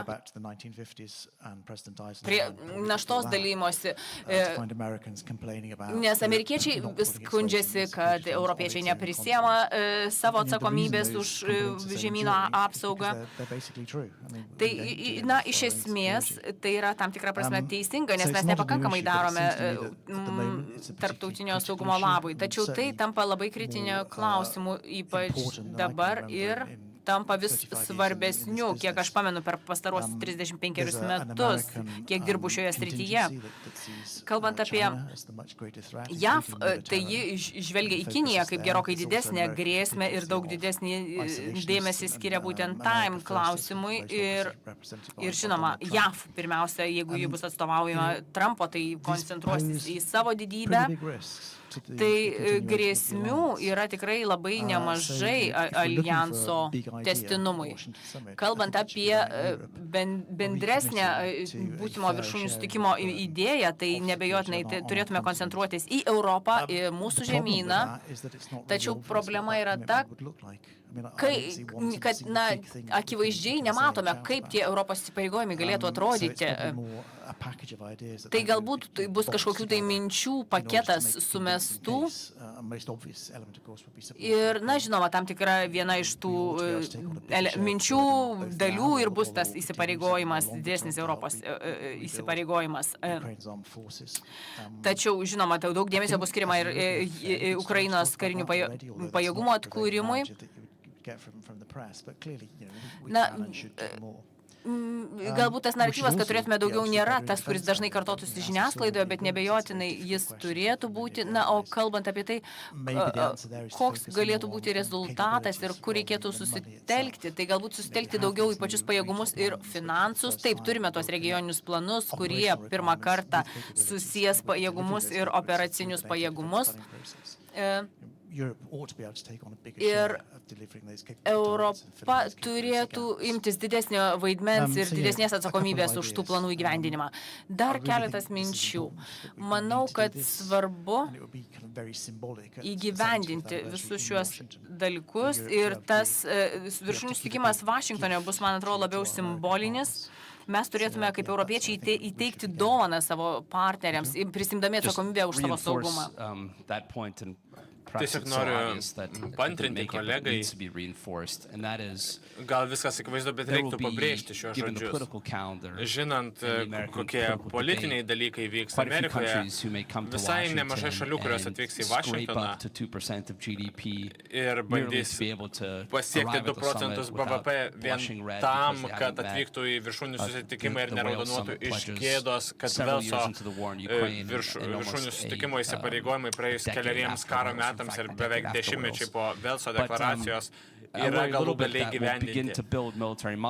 Bet manau, kad po truputį pradėsim auginti karinius raumenis, bet iš esmės išliksim pasyvus. Jeigu pasieksim, tarkim, 2 procentų ribą, kaip dovana Bideno administracijai, bet paskui tų pinigų kiekis ims mažėti, nukrisim vėl žemiau 2 procentų ribos. Iš tikrųjų nesukursime tokiu būdu pajėgumų, kurie reikalingi atgrasimui.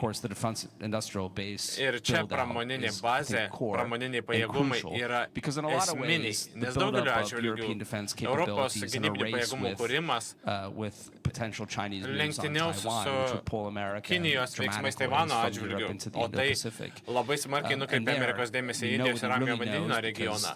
Ir niekas iš tikrųjų nežino, nors ir geriausi žvalgybos ekspertai turi kažkokių nuspėjimų. Bet generolas Milleris sako, kad Amerikos kariai turi būti pasirengę kautis 25 metais, kiti nurodė 27 metus, dar kiti ekspertai rodo, kad turime atgrasyti prieš 4-ojo dešimtmečio. Kiti teigia, kad turime amžinai atgrasyti Kiniją, bet iš tikrųjų niekas nežino, ar Kinija, kuria ekspedicinės pajėgas, tai gali būti milžiniškas konfliktas, jeigu JAV, kaip prezidentas Bidenas nurodė, kovos Taivano pusėje. Taigi esame lenktynėse tam tikrų atžvilgių. Arba bent jau dėl saugumo reikėtų ruoštis tokioms saugumo lenktynėms.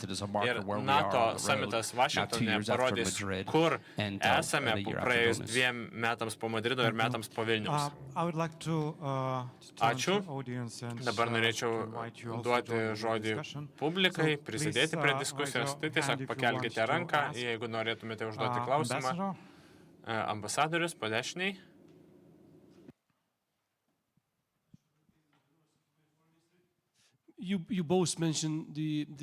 Jūs minėjote mažas galimybės, kad Ukraina bus pakviesta į NATO ar bus nurodyta aišku kelias. Tad ką NATO gali pasiūlyti Vašingtone? Nes jūs tikitės, kad ukrainiečiai atvykę į Vašingtoną vis tiek norės kažką išgirsti, kažką apčiuopimo. Ką NATO gali pasiūlyti Ukrainai Vašingtone? Kalbant apie Ukrainos narystę ar apie kažkokius praktinius klausimus, bet ką? Manau, kad iš esmės Bideno administracija turės 3 pagrindinės užsienio politikos krizės, su kuriomis turės dorotis. Viena yra pasitraukimas iš Afganistano, antra karas Gazoje, trečia yra karas Ukrainoje. Tai yra 3 tokios saulės, kurios niekada nenusileis per Bideno administraciją, o vėliau planas per ateinančius 4-8 metus pakeisti kryptį. Bet kad ir kaip kalbėtume apie Afganistaną, manau, Ukraina bus galimybė ir jeigu Bidenas sugebės paremti Ukrainos narystę ir įtikinti kitus balsus Europoje pritarti šiam sprendimui, jis įeitų į istoriją gan teigiamų, būtų nuspalvintas teigiamomis spalvomis, todėl turėtų jo siekti. Bet prezidentas Bidenas nėra naujokas, kalbant apie Europos saugumą, jis aiškiai pasisako už Europos saugumo architektūros stiprinimą ir konkrečiai šį klausimą. Nežinau, ar jis įsitikins, kad to reikia, bet kaip ir prieš Vilnių, amerikiečiai patirs daug spaudimo eiti šią linkmę. Tačiau Baltieji rūmai siekia, kad šis samitas būtų sėkmė, ypač iš žiniasklaidos pusės, tai yra Ukrainos klausimas ir kaip pasiekti sėkmę, nesuteikiant narystės perspektyvų Ukrainai. Tam reikia kažkokių ilgalaikių saugumo garantijų, ką tai bereikštų, net ir nesuteikiama 5 straipsnio NATO sutarties saugumo garantijų.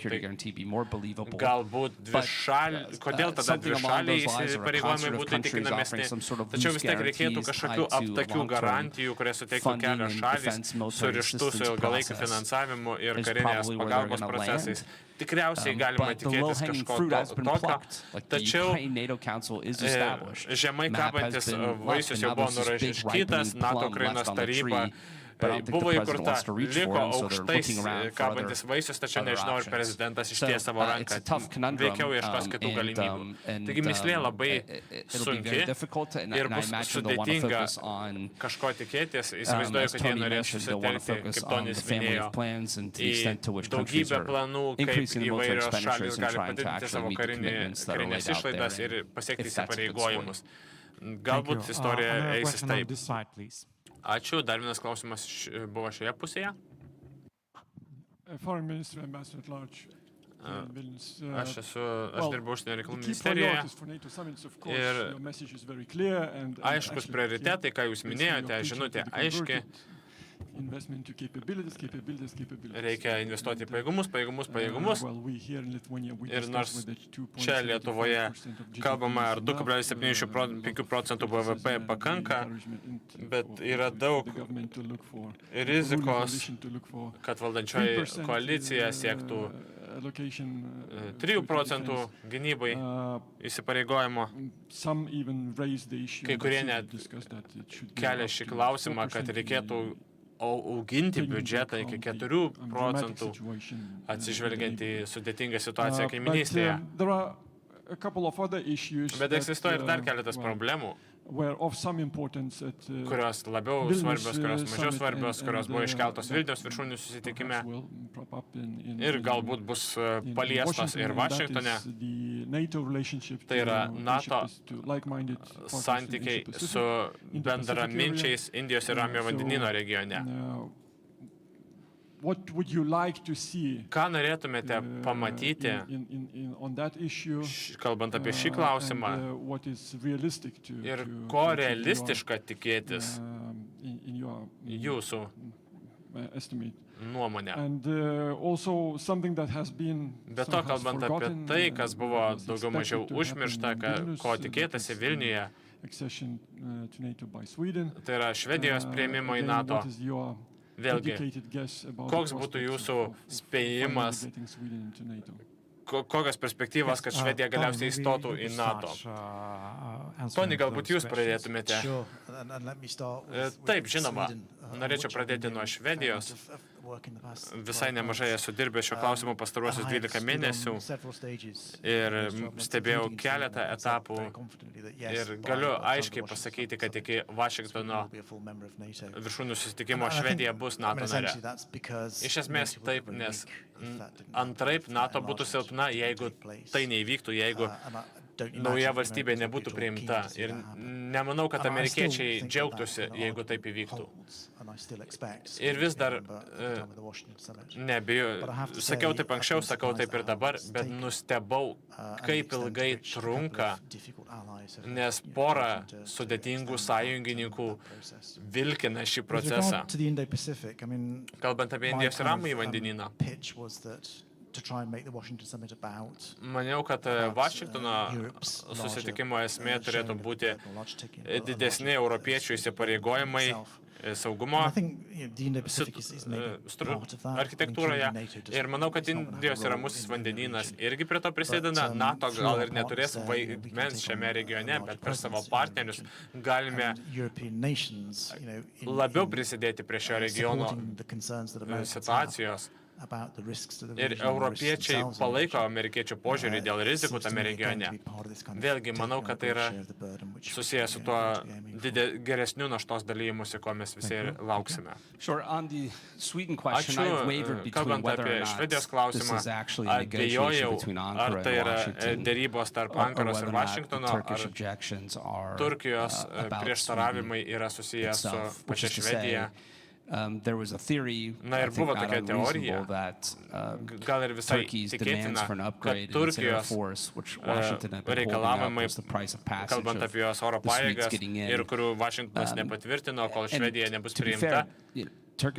Na ir Turkijos prieštaravimai Švedijos veiksmams kurdų atžvilgiu lėmė geresnius Švedijos teisės aktus. Tai dabar, ar vis dar vyksta dėrybos su Vašingtonu ar Švedija, nežinau. Maniau, kad tarp Erdogano perrinkimo ir Vilniaus viršūnių susitikimų Švedija bus priimta. Na ir per samitą Erdoganas sakė, kad pateiks ratifikacija parlamentui, bet atsirado naujų kliučių. Na, vengrai tikrai nenorės būti paskutiniai. Manau, kad turkai visada buvo esminė dėrybų šalis. Vis dar manau, kad amerikiečių turkų dėrybos turi būti užbaigtos. Ir, na, buvo tam tikrų pokyčių kongrese, naujų žmonių, kurie yra priešiški Turkijai. Todėl galbūt po pokyčių kongrese vėl kažkas pasikeis, nežinau. O antrasis klausimas buvo susijęs su Indijos ir Ramiojo vandenyno regionu. Taip. Manau, kad administracija bus spaudžiama kažką pateikti Kinijos klausimų, nes šis klausimas įtrauktas į komunikatus ir tai yra mūsų konkurentas, priešininkas. Tačiau NATO aiškiai, NATO sutartyje, kurią kitais metais minėsime, jos jubiliejų minėsime, parašyta, kad tai yra Šiaurės Atlanto alijansas. Ir dauguma klausimų yra susiję su diplomatija tarp Šiaurės Amerikos ir Europos, ir Briuselio, kur yra NATO štabas, taip pat Europos komisija ir Europos parlamentas, bet manau, kad Baideno administracija norės kažką pateikti, bet tai nebūtinai bus dominuojantis klausimas. Kalbant apie naratyvą Rusijos atžvilgiu, ko turėtume tikėtis, kalbant apie jų retoriką ar sprendimus Rusijos atžvilgiu? Ar gali būti daugiau veiksmų nukreiptų link deeskalacinės ar nuolaidžiavimo retorikos, ar priešingai galima tikėtis griežtų sprendimų, naujų sprendimų, siekiant atgrasyti Rusiją ir parodyti, kad net jei karas Ukrainoje kažkiek įstrigo arba neprogresuoja tą linkmę, kurią tikėjomės, vis dar esame įsipareigoję NATO partnerių gynybai ir turime atgrasyti Rusiją. Kokia jūsų nuomonė šiuo klausimu? Neseniai buvo NBC naujienų ataskaitų ar iš Bild vokiečių bulvarinės spaudos, kad vakarai ieško būdo kaip kažkaip sugalvoti, kaip turėtų atrodyti dėrybos Ukrainoje. Baltieji rūmai neigia, kad taip yra.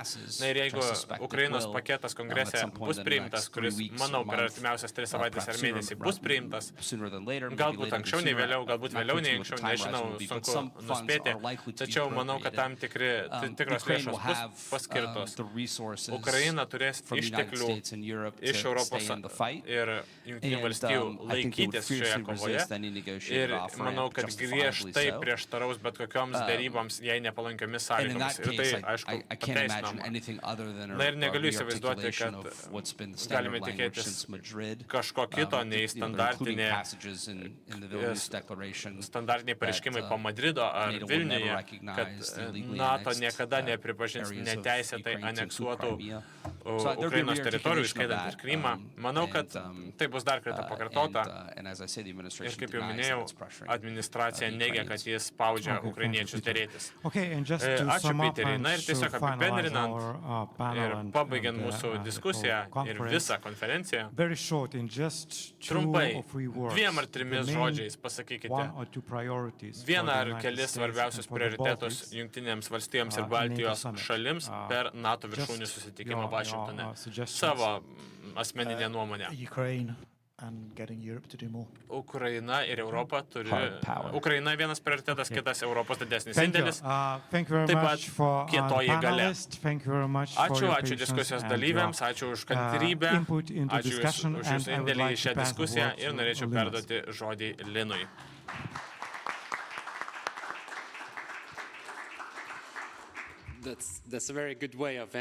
Labai puikus būdas pabaigti konferenciją. Tvirta galia, būtent tai, ko reikia, nes praėjusiais metais, praėjusio meto išvados buvo tokios atsargiai optimistiškos, o šiandieną, man atrodo, dauguma kalbų buvo tokios atsargios ir netokios optimistiškos.